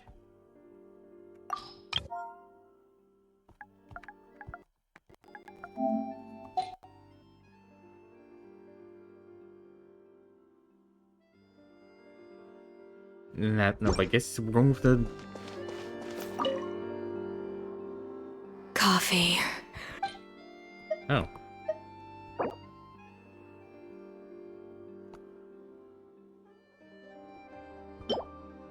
Well, who's gonna give me this?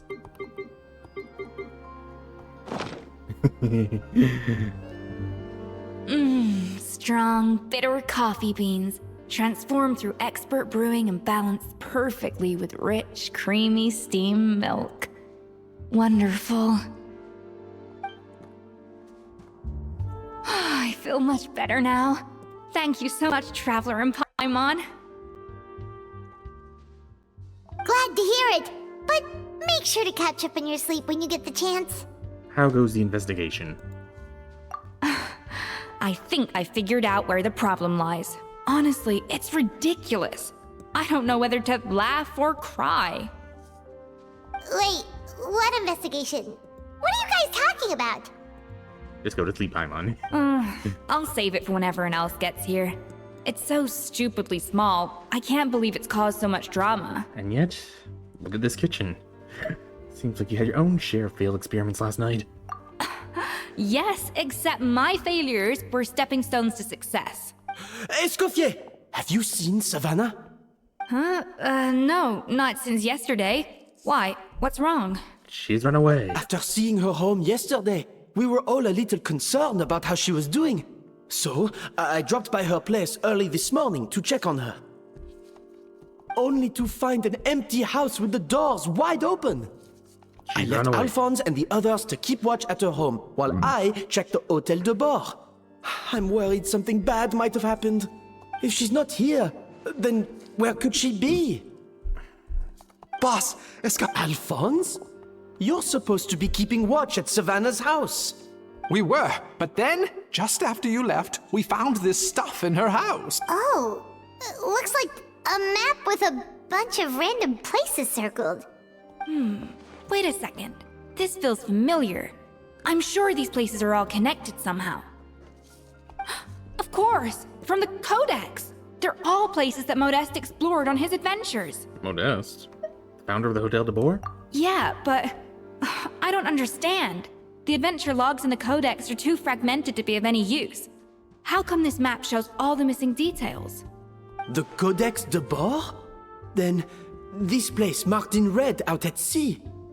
Could that be the fabled birthplace of Gâteau de Bord?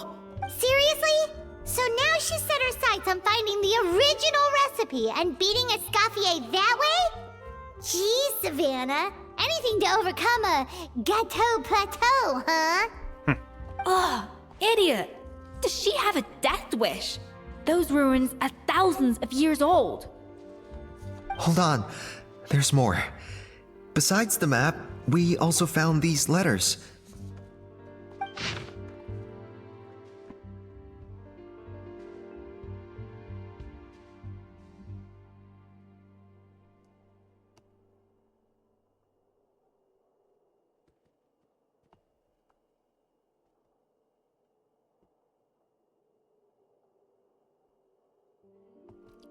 So it was actually Savannah who bought the bad stuff and someone was blackmailing her? It was you. You let the Lumaline through, didn't you? It sounds like a threat letter. Does this mean that Savannah was responsible for the safety incident? And not Monica after all? Retrieve the Codex by any means necessary. So the cooking contest and the cheating. Someone else was behind her pulling the strings? Please not the Fatui. That would just be a cliche at this point. She's keeping the true recipe to herself. Ugh, this is all such a mess.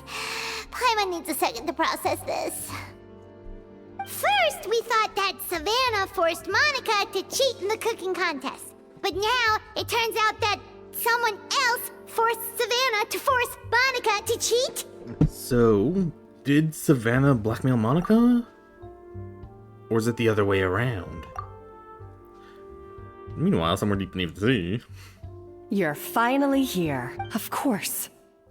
I should have put two and two together as soon as I read your threat letter. The food safety incident. The demand for a cooking contest. The instruction to blackmail Monica. Even the suggestion that Escoffier was keeping secrets from me. It was all part of your grand plan, wasn't it, Monica? We already figured out by Nat then. Wouldn't it be better to make it... I guess they can't really get the timing with different translations. People talk at different speeds in different languages.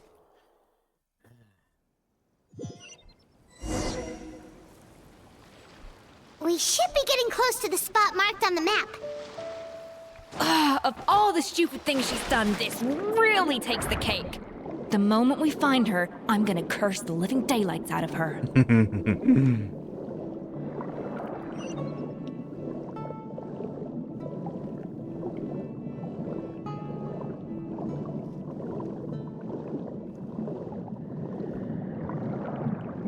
I can't remember if this building's always been here. It's a good idea to have a water. Bye-bye, Bennett. I have high hopes for this journey. Man.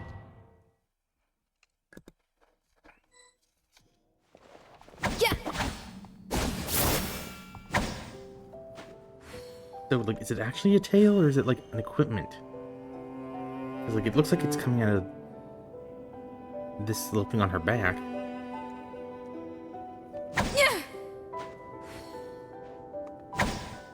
Ha. Yeah. Za. Ka.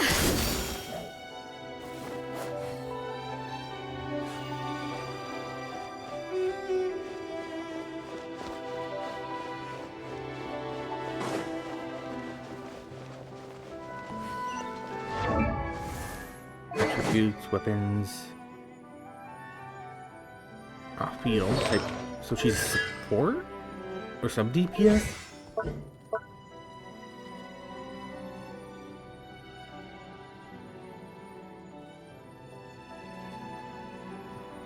Okay.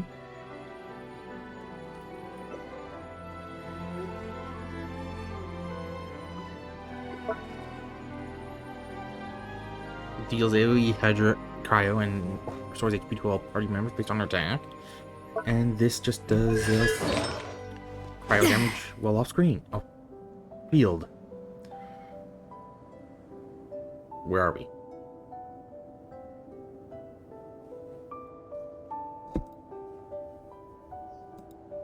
Do we really need the... all that? Whoa, this place looks like an underwater restaurant, doesn't it? Suddenly, the idea of an adventure chef finding secret ingredients makes a whole lot more sense. I think Modest's codex mentioned this place. A public bath from the time of Remoria.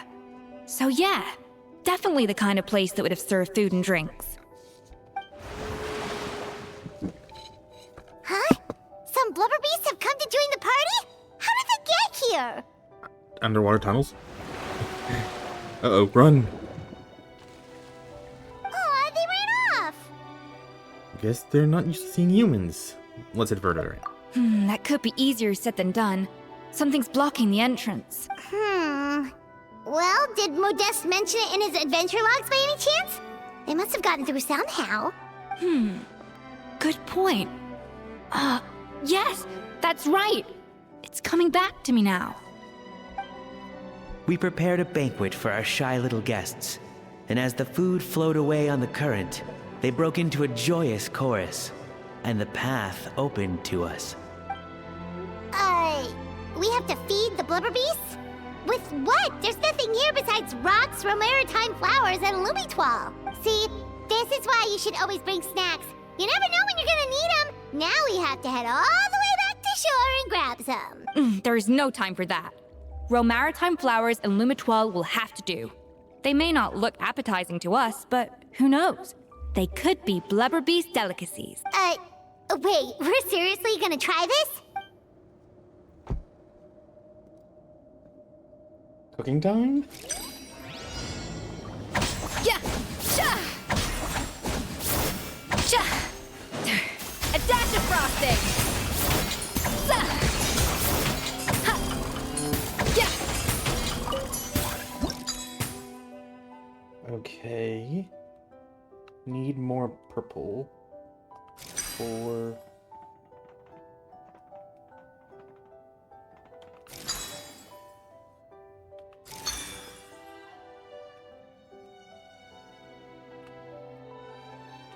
Dang it. Oh, I didn't have the right ones.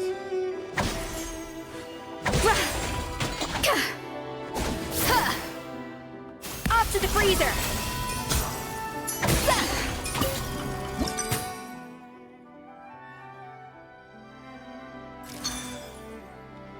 There we go.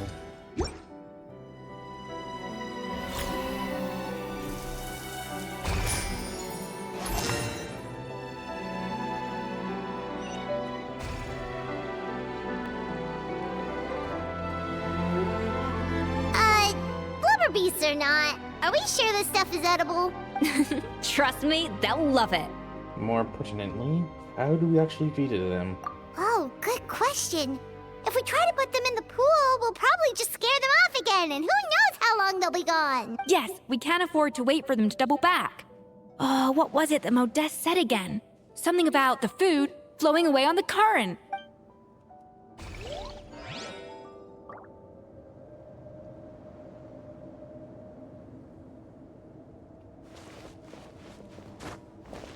Is there a way to turn this?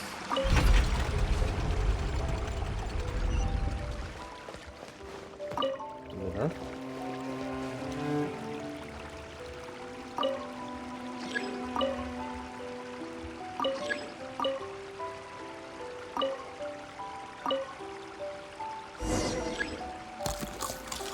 Even bubblier beast. Wow, it's really singing! It must taste better than Paimon thought!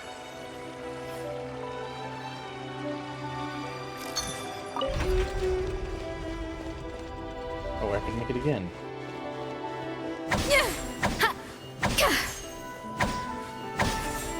The tracks turned back again.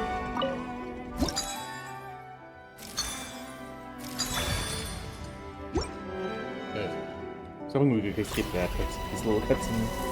Sure, it doesn't take that long, but repetitive-ish.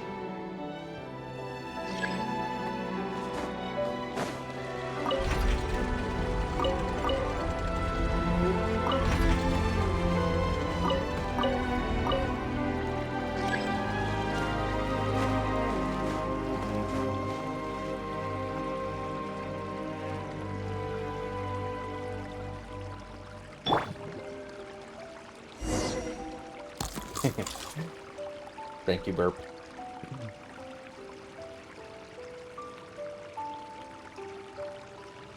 Why do they actually make noises? Hey, it's open!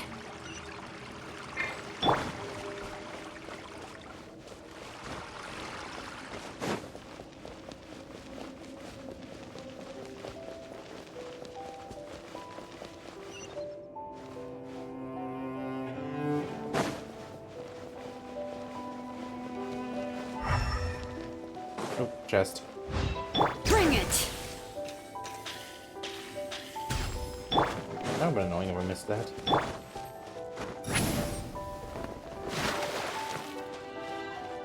Well, that could have been dangerous. Try and stop me!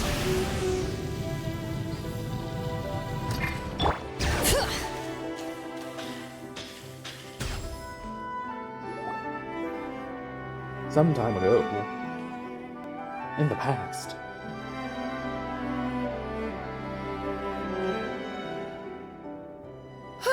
Hey, give me your water. Here. I said your water, the one you just drank out of? Sure.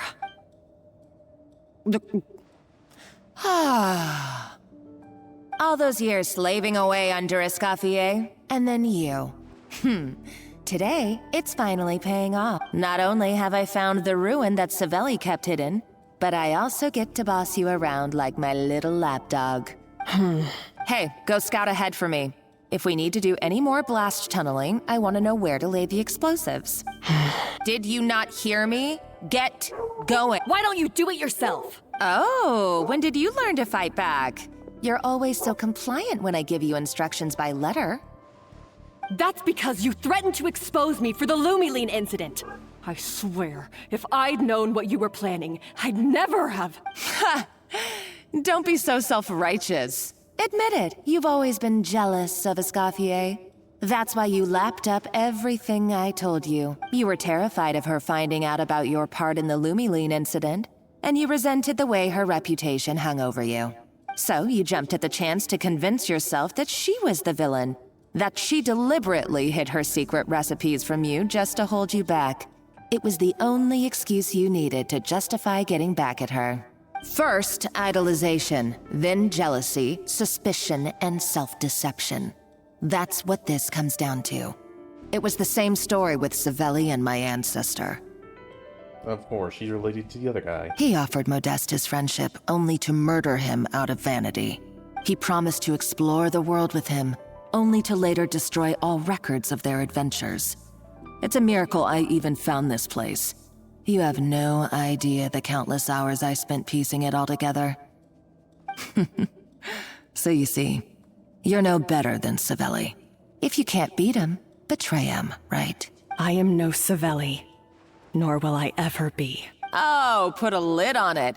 You really think you can absolve yourself of your vindictive and jealous behavior now? Just because you finally realized that Escoffier never kept any secrets from you? You didn't show any remorse when she left, or in the cooking contest. Why start now? You have no right to redemption. You're right. I don't deserve her forgiveness. But I am done being bullied into submission by you! Ooh, feisty. But you should watch your tone. Talking to me like that could get you in big trouble. I somehow doubt that. Since I poisoned both our water bottles. Oh my. What? Ever since I learned the truth. I've been biding my time, waiting for this moment. You've played me like a fiddle for so long, and now this is payback! But you drank it too! It's what we both deserve. This is the price we must pay for betraying Escoffier. You'll die here with me, Monica! You.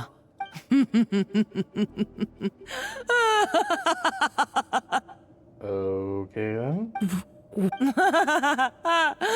Oh, you're too much. I thought I'd play along for a bit just to amuse myself. You gave a very rousing performance. I saw your dumb plan a mile off. There's no poison in these bottles, just clean, fresh water. No. Revenge is a dish best served cold, you know? Did you really think your half-baked plot would fool me? You're a lousy chef, and you make a lousy villain, too. A complete waste of space. No wonder you never amounted to anything. Everything I ever did was a failure. And now, I failed again, for the last time. Hey, why don't you try your hand at being a comedian in your next life? You got a good laugh out of me. But now the show's over. You should have just done like I asked, Savannah. All I wanted you to do was scout the ruins for me. But you had your chance, and now it's time to say goodbye. Stop right there! Let her go, Monica! We've got you surrounded! Escoffier? Ugh, looks like I'll have to keep you around for a little longer. Hostage. You can't! Stay back if you want her alive! Escoffier and the Traveler. I can't take you both on in combat, but if you so much as flinch, I can end Savannah's life in a heartbeat. I thought you could take even one of us in combat.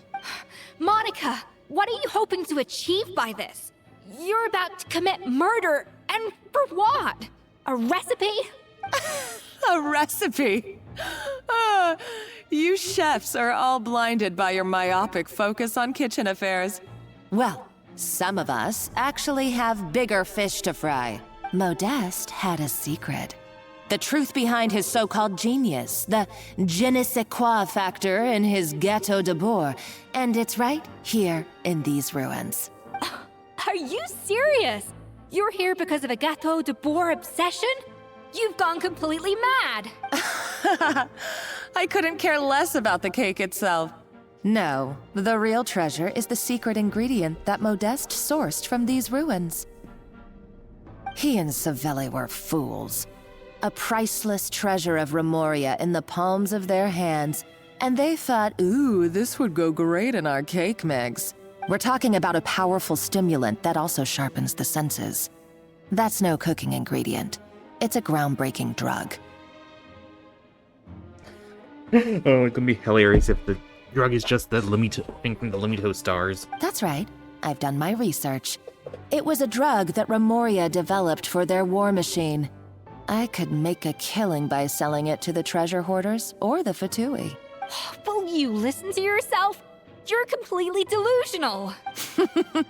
My eyes are wide open. Just wait till I get my hands on this treasure. You'll see what a fool you've been.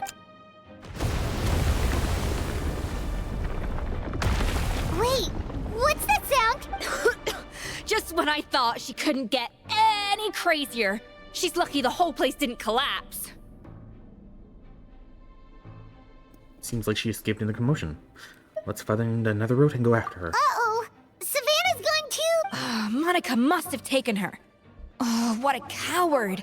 She's only taken her hostage because she knows that she's no match for you.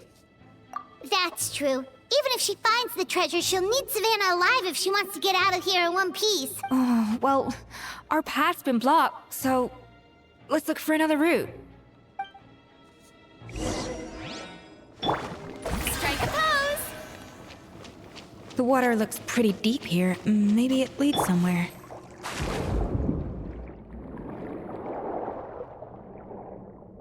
Oh, it's the bombers.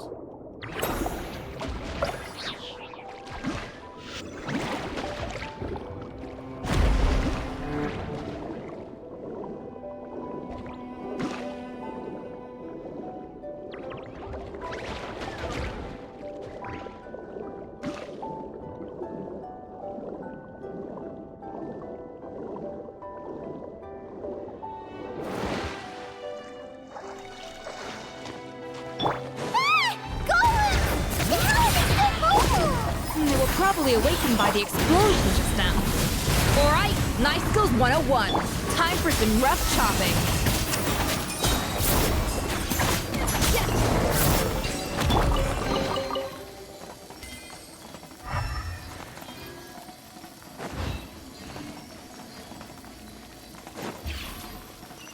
Ooh.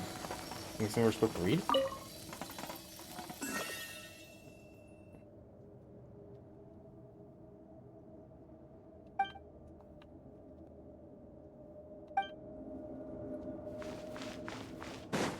Talking about the drug. More cooking. Another door? Guess we need to prepare another feast for our guests. I highly doubt they were able to cook that quickly.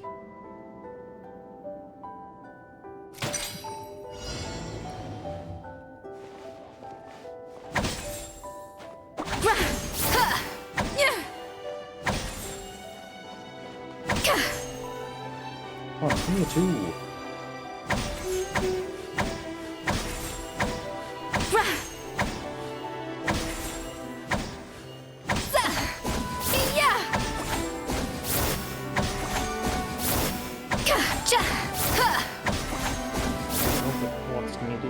A little elusive!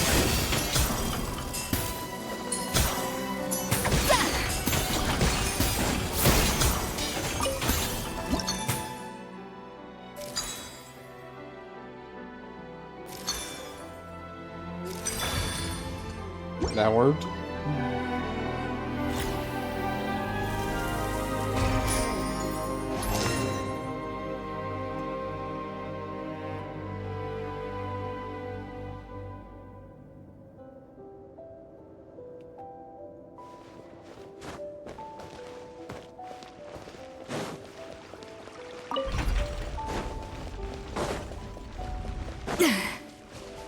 So come back anyway, I think they'll do the harder one first.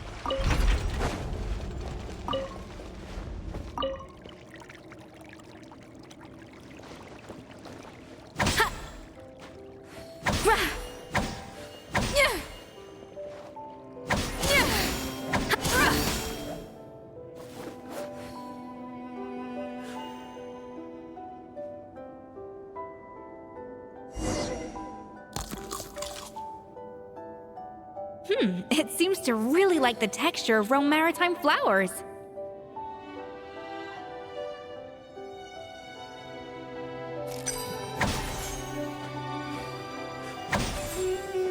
A dash of frosting!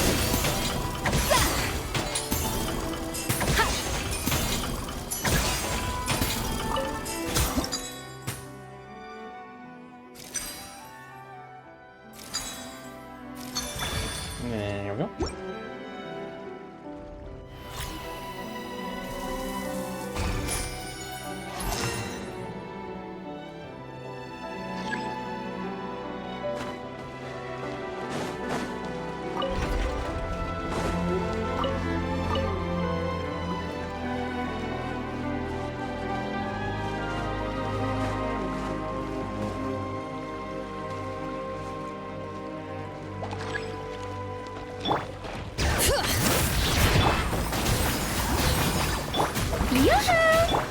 A little of this.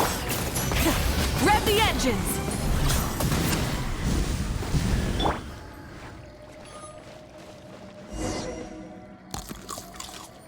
He puts my on you. I never knew you could process Lumitwol like that. Alright, I've got to jot this down. Lumitwols and maritime flowers. This could open the door to a whole new world. Yep, that's literally the plan. Wait, hold on. Which door are you talking about? I roll. I don't see anybody here.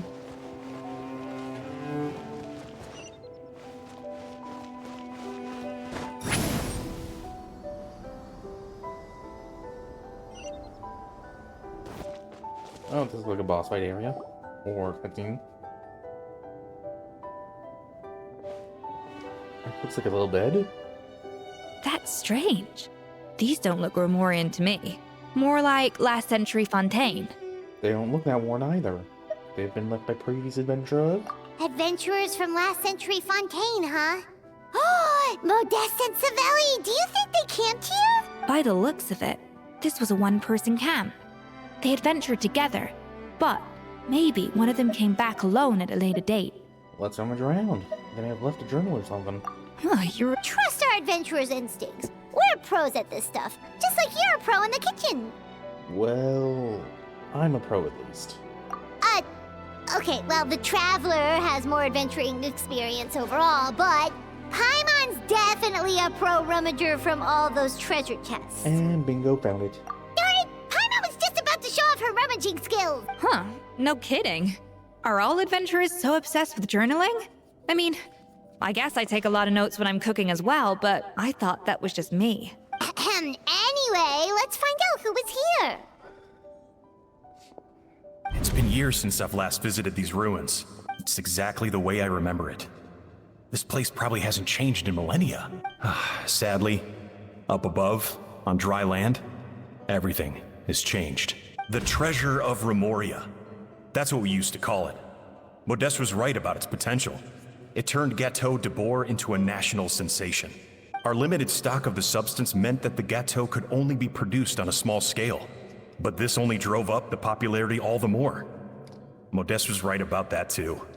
He predicted all of it. He was praised as a genius. While I, as the one person who'd ever disagreed with him, was labeled a talentless fool. Modeste tried his best to console me, but I knew better than anyone just how great the gulf was between us. Our conversations grew scarce, and we saw less and less of each other. I didn't fight it. He had new friends and a career of his own. Why invite further disdain by inserting myself where I did not belong? I told myself that maybe one day, when I finally created a masterpiece of my own, I'd be able to face him without shame. Or maybe one day, when I've put these feelings of self-loathing behind me, I'd be able to ask him with a smile on my face, how about we go on one more adventure, for old time's sake? And then he got sick. Unfortunately, that day will never come. So it was Savelli. From the sounds of it, he came back after Modeste had already died. I always thought it was just a legend. But if it's true, then this must be the place where they found their secret ingredient, the birthplace of Gâteau de Bourg. In that case, what does that say about the death of Modeste? If it's all true, maybe Savelli really did have something to do with it. Let's keep reading. The taste of Gâteau de Bourg has changed. Modeste was convinced of this, even though everyone swore they couldn't tell. Being the perfectionist that he was, he refused to accept even the slightest flaw in his work. He stopped all sales of the product, locked himself away in the kitchen, and worked day and night, vowing to find out where he had gone wrong. But as he baked and taste tested over and over again, he found he only strayed further and further from the original taste. It was only when he was sipping on coffee one day and realized he could not taste the bitterness that the truth finally dawned on him. What had changed was not the gâteau, but his sense of taste. The treasure of Remoria stimulates the senses, taste included, and invigorates the spirit. In the short term, it offers people the ultimate gourmet experience, but in the long term, it dulls their senses entirely. In hindsight, it made perfect sense. After all, why would a culture that sought liberation from the constraints of their bodies care for the loss of their senses? But we realized it too late. We were just too late. Over the course of his many culinary experiments, Modeste exhausted the remaining supply of the treasure of Remoria. He consumed it all himself.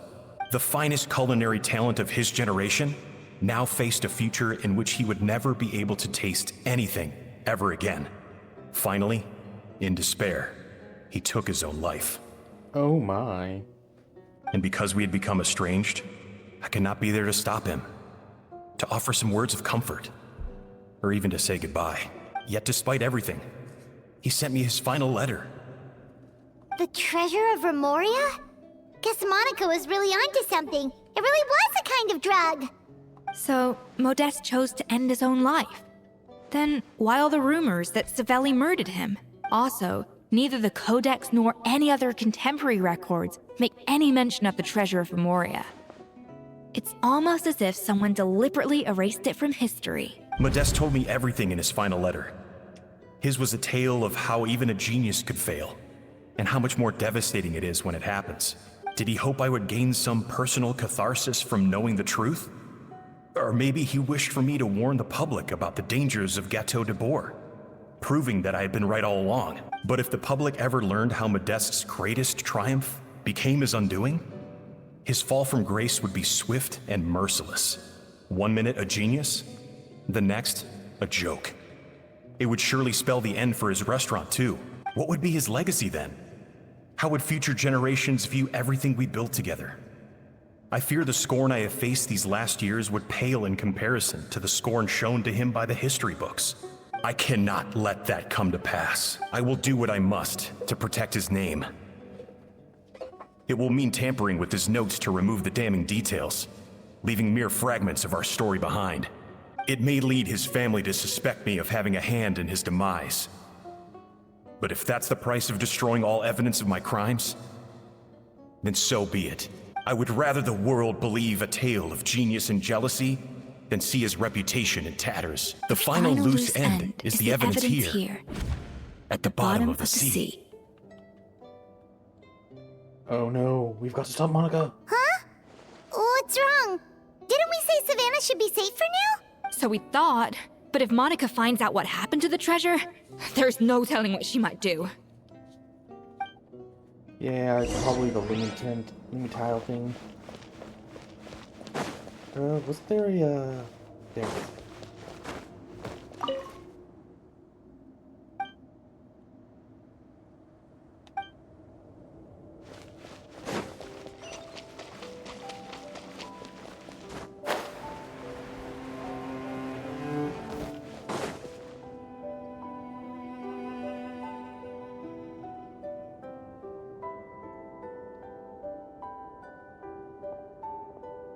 The treasure of Remoria. I have found you at last. Savelli, you tried your best to bury the truth, but you underestimated the children of Modeste. Some fragments of his diary escaped your clutches, and we have held on to them for generations. But I have to thank you too, Savannah. Without your help retrieving the Codex, and with it the last piece of the puzzle, I may never have found this place. But now, finally, the secret to Remoria's military might is within my grasp. The treasure of Remoria is mine! Oh, it's empty. It's empty? Monica? Oh, we were seconds too late. Escoffier? What's the deal with that jar? Savelli's final act. He wanted to conceal the secret of the treasure forevermore and make sure it would never harm anyone again. So he came here after his friend's death and destroyed every last shred that remained. This can't be happening. All the years I spent piecing together the truth, all my painstaking planning, all that for an empty jar? Monica, don't do anything stupid. This ruin is more dangerous than you realize. Oh, shut your pie hole!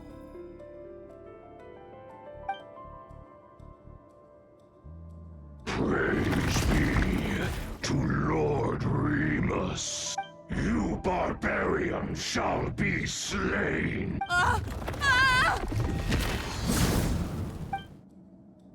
She's a nutcase! A liability to herself and everyone else. Well, now it's up to us to clean up the mess she's made. Take these Golums out! Wrath from the skies!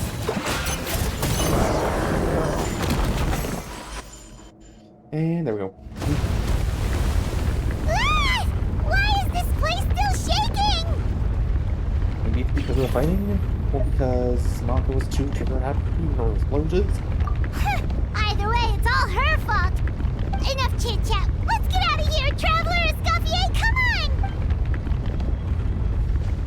on! Okay, I'm coming. Oh, no, you don't. If I can't get what I want, neither will any of you. I've got nothing to show for my life's work so far.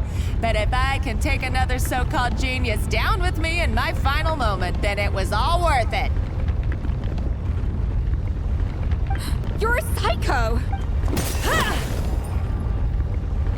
What'd she use? A fist? Oh. When did you wake up? I may be a lousy chef, but it looks like I'm not a complete waste of space. Hey, we need to go. Traveler? Okay, let's go! Wait.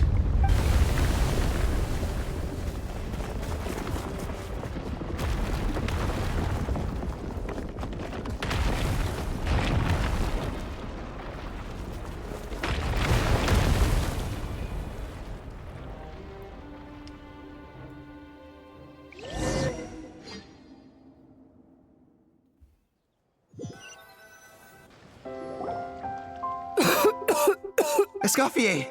Savannah! Traveler! And Paimon! Venegem, what are you all doing here? What did you expect us to do? Stay at the restaurant and sit on our merry derrieres? While the Traveler and Escoffier were out here risking their lives? We had to do something. Even though that something ended up being, well, waiting for you here instead. I don't deserve any of you. And I certainly don't deserve to be your head chef. It was my fault Escoffier had to leave. Then I couldn't live up to her standards.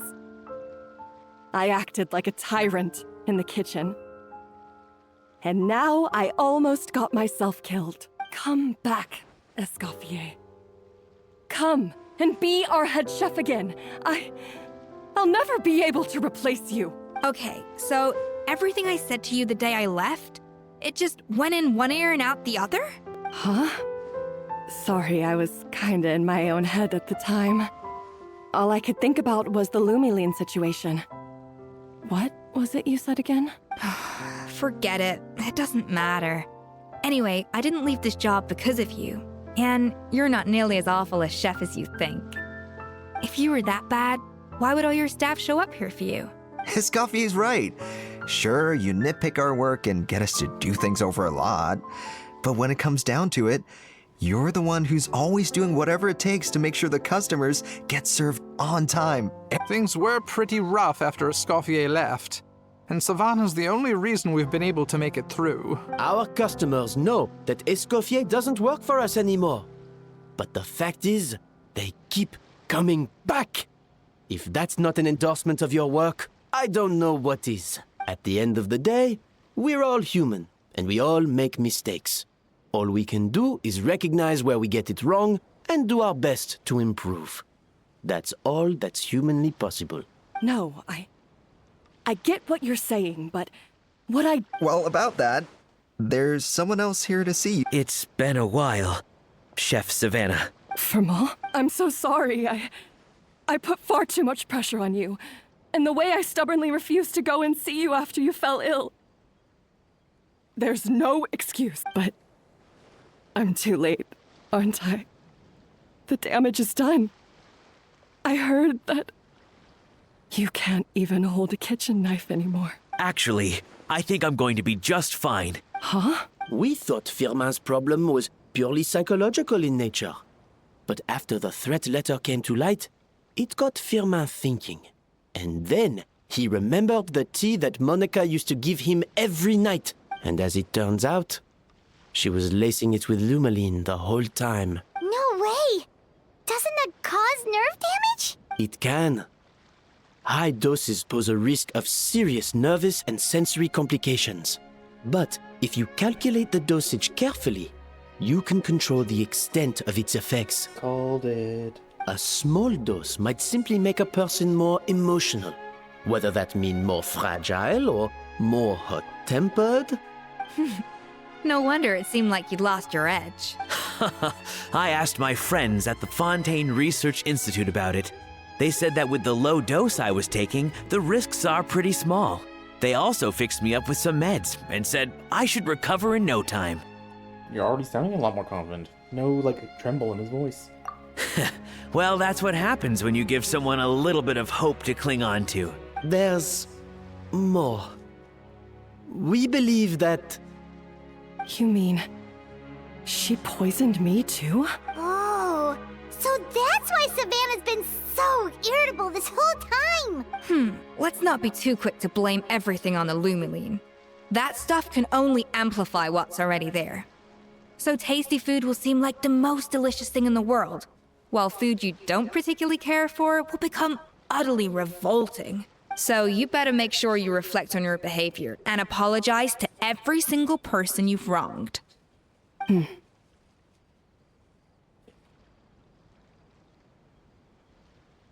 I will. I'm sorry.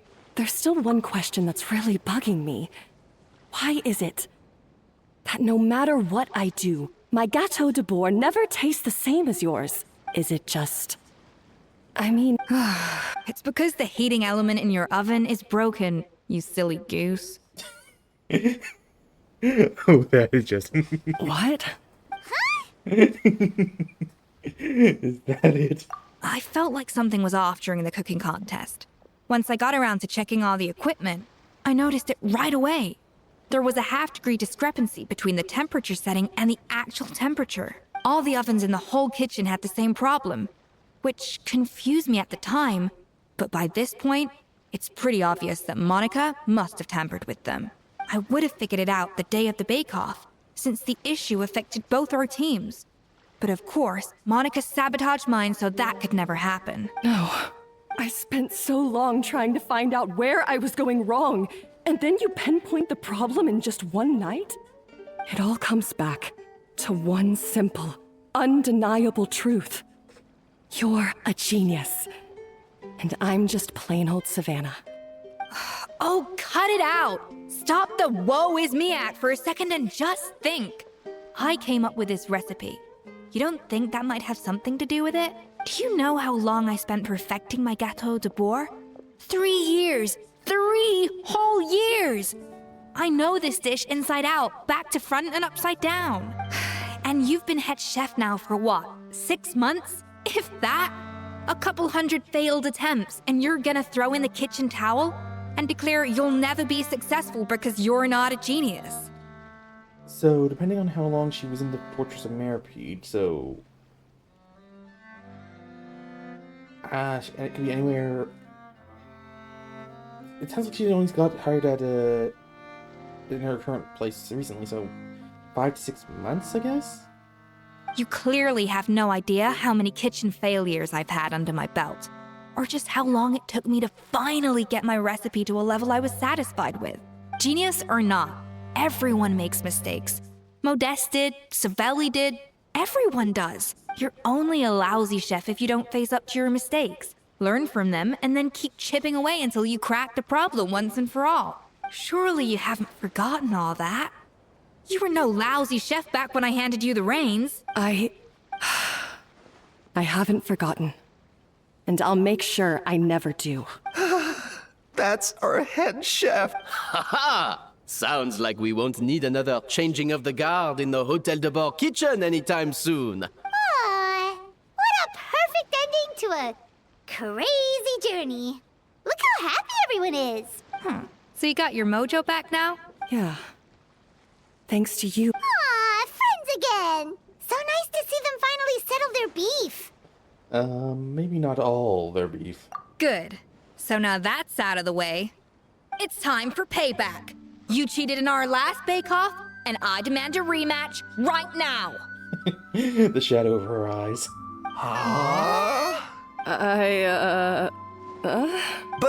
But that was mostly Monica's fault, wasn't it? Right. And also, does it have to be right now?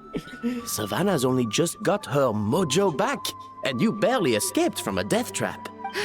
No excuses. This is a cooking contest between two top chefs, and nothing will stand in its way. So grab your spatula and get ready, because this rematch is happening today. Right now, this instant. Hey, so, this whole time you were salty about losing? The second cooking contest commences now! This time, no more games, and no holding back!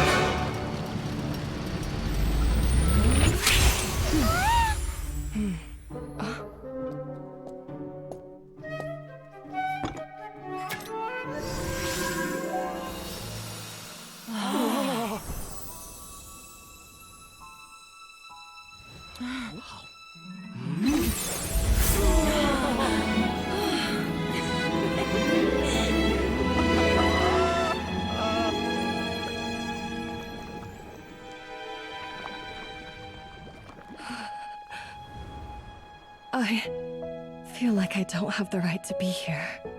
Hey, what are you so afraid of? You can't unbake it now. And if you don't serve it, then good or bad, you'll never find out how to improve. If you're too scared to fail, you'll never know what real success tastes like. So? Embrace your failure. Taste it. Digest it. That's the way to success. I don't know. Sounds like it's easier said than done. I'll do it.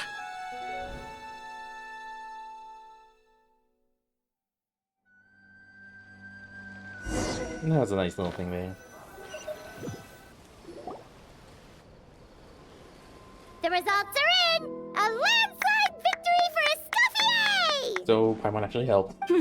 Quite rightly, too. Piece of cake. Didn't. Okay, so it is an actual tale. Oh yeah, look at that! Savannah looks pretty chipper too, considering she lost. This wasn't for you, was it? You did this for her sake.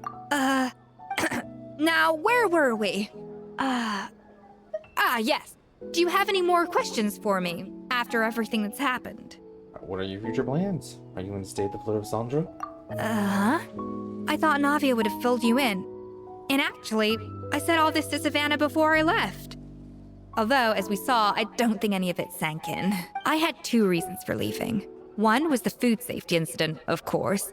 But the other was that the Hotel de Boer had reached a point where it didn't need me anymore. So I decided to step down and look for new opportunities to improve myself. Improve how? Well, a while back, I got to know a fellow chef from Liyue. And in her, I saw so many new possibilities.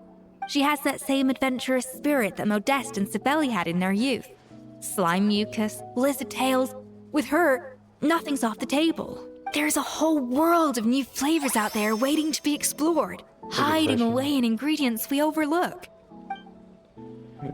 We know who it is. Case in point, remember those Romaritime flowers down in the ruins? I used them in the cooking contest just now.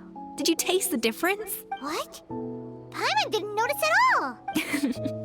Half of the art of cooking is dissecting the recipes of previous chefs and figuring out the exact constellation of elements that gave their work its signature taste. And the other half, it lies in freeing yourself from the confines of the kitchen. You've got to go out and explore the endless possibilities out there. Uh-oh. Paimon's suddenly not sure she wants to try your cooking anymore. Well, I'm always down to be your taste tester, and you should definitely make Paimon test all of your most experimental dish. Don't worry, it's not going to be a free-for-all like in Modeste's time. Before I put anything into my food, I'll obviously do my research, make sure it doesn't contain any harmful substances. In the meantime, take this. It's a recipe for Petit Gâteau de Bourg revised version. I tweaked it to suit your needs as busy adventurers. Hope you enjoy, and remember, feedback is always welcome. All right! So, do you ever see yourself returning to Hotel de Bourg? Oh, of course. I've already promised Banishem that I'll come back every once in a while to make sure the quality of the food remains at an acceptable level. Good luck to Savannah, I guess. You know, Paimon's still a little disappointed that we never got to see the treasure of Remoria. Surely Monica wouldn't have gotten drawn in so deeply if it wasn't for all the mystery surrounding the original Gâteau de Bourg. She practically dedicated her life to finding the lost pieces of Modeste's diary. Then went to all that trouble to infiltrate the Hotel de Bourg. And in the end, it was all for nothing. Her life's work became a grand exercise in futility. Since you mentioned the treasure, between Modeste's writings and what we saw in those ruins, I think I may have figured out the truth. The so-called treasure of Remoria was most likely a substance that the Remorians extracted from lumitoids, better known to us as lumiline. Huh? So then, why all the hype back in the early days of Gâteau de Bourg? Don't forget, it was a very different era. We could barely even refine sugar back then, so desserts were very much in their infancy. In a world of bland food, it's no wonder that the first thing to really excite people's taste buds took the world by storm. And as for the lumiline, it may well have been somewhat valuable in ancient times. But these days, it's just another drug from the Fontaine research, and even if Savelli hadn't destroyed it all, I doubt it would be worth that much these days. It's Monica. So after all that, there was nothing in those ruins but worthless junk. Feels strange to say it, but Paimon almost feels sorry for Monica. She sacrificed it all only to get nothing in return. She got exactly what she deserved. Hey! Huh? You just got back from that underwater ruin, right? Well, check it out. They ran a special issue. Did you see anything like this down there? Freshly unearthed from the ruins of Remoria. A magnificent jar thought to be over 1,000 years old. Experts say it has immense artistic and historical value. It could be worth an absolute fortune. Wait! Isn't that the jar they used to hold the treasure? If only it was still in one piece. Some butterfingers must have dropped it or something. Ugh, it's such a shame.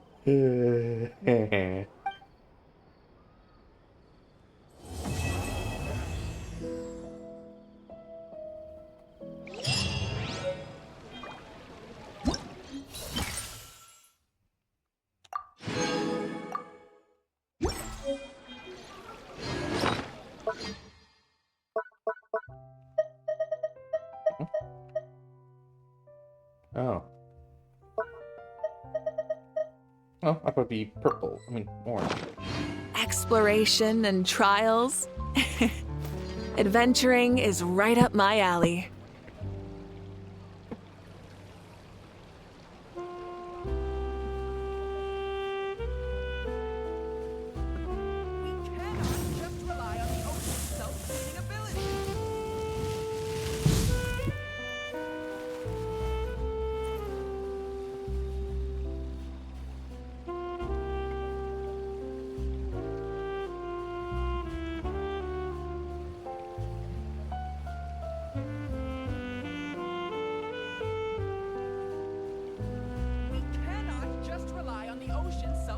Many insects have a compulsion to follow the light, and humans are the same.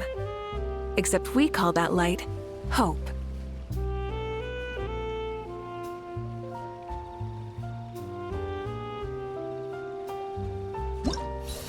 Okay. One last thing, and then that'll be all. Test runs.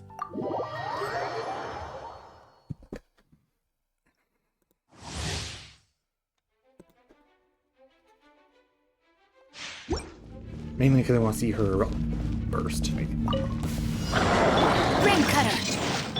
Now's our chance! Adaptive frosting! At first, the fleet... Going under! Pair! Getting gear! Pair! Getting gear! Pair! Getting gear!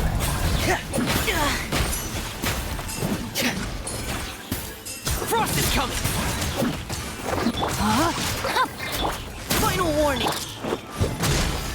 Ignorant and vulgar. Up to the freezer!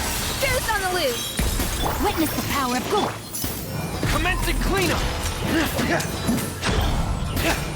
This really is so different. Pair! Getting gear!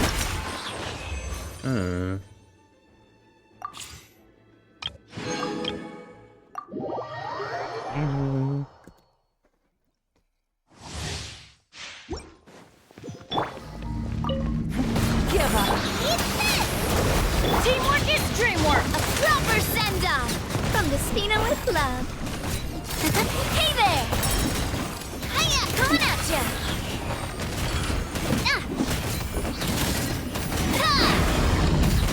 Coming at ya! Oh, that was easy. Wow.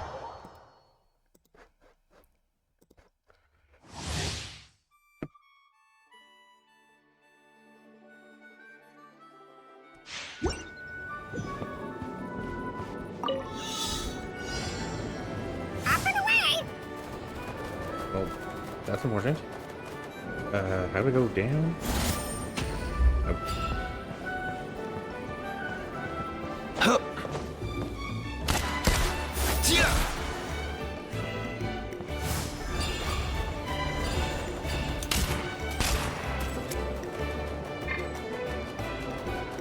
Easy now, Kakuku.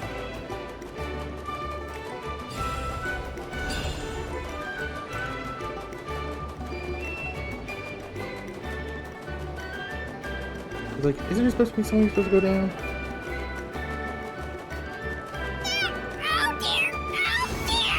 Come on, buddy.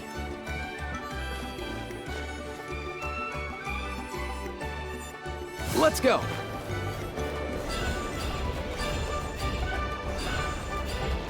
Oh, square, that was it. Not too far now. Rain outlines your... By royal decree... Mind your step. Up and away!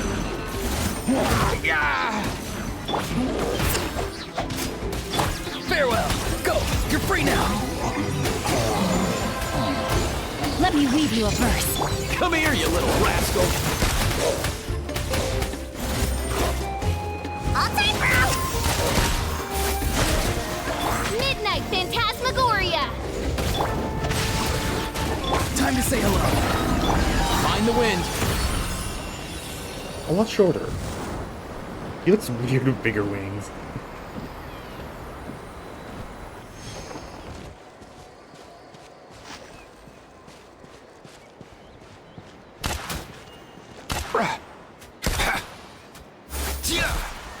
One more.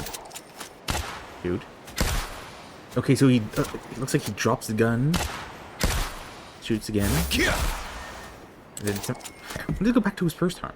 Left. Right. Somehow... Which is it? Movements don't have to be. Man.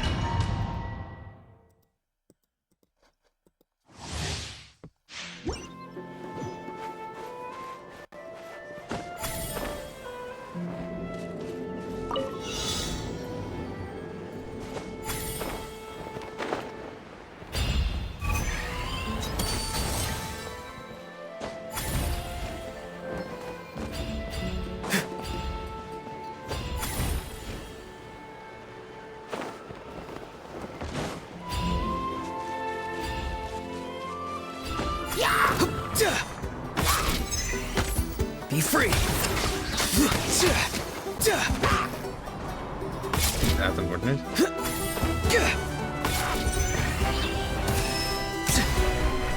I missed. I missed.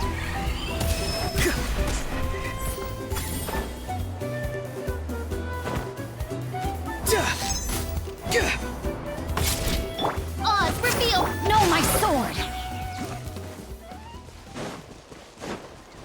As you wish, may it Animal hypostasis, witness the power of... Go! You're free now!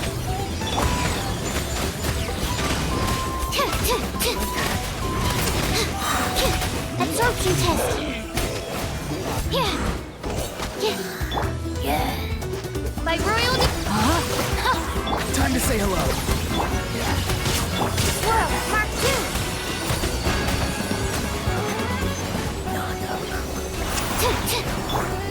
2. Ring cutter. Shadow Raven. Farewell.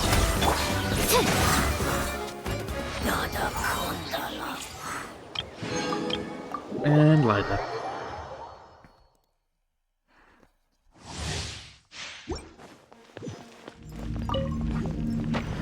My guiding stars. Hold. Look. This moment I'm will going be to do all the frozen. first one. You're toast. Let the show begin.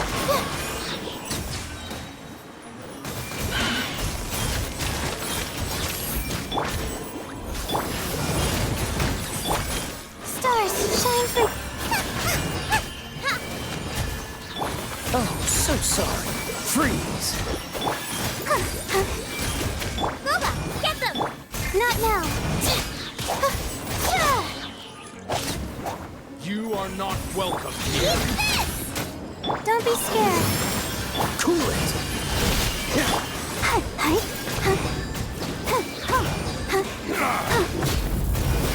Don't get frostbite. Out of the frying pan. The night is cold.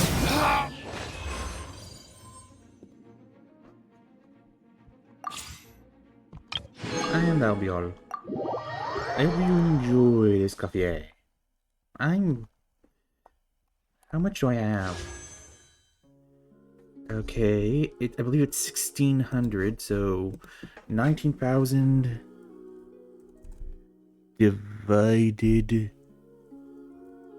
divided by... I would get I have 11 10 rolls plus 112.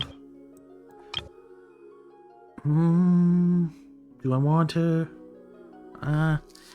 I'm meh on her. Sure, she looks nice, but... And her... quest was okay. You know, like, she's just okay. No real... either way. So I believe up next is Skirk. She looks awesome. Apparently, well, there have been leaks, apparently. So yeah, I'm gonna save up. I hope you enjoyed. Toodaloo.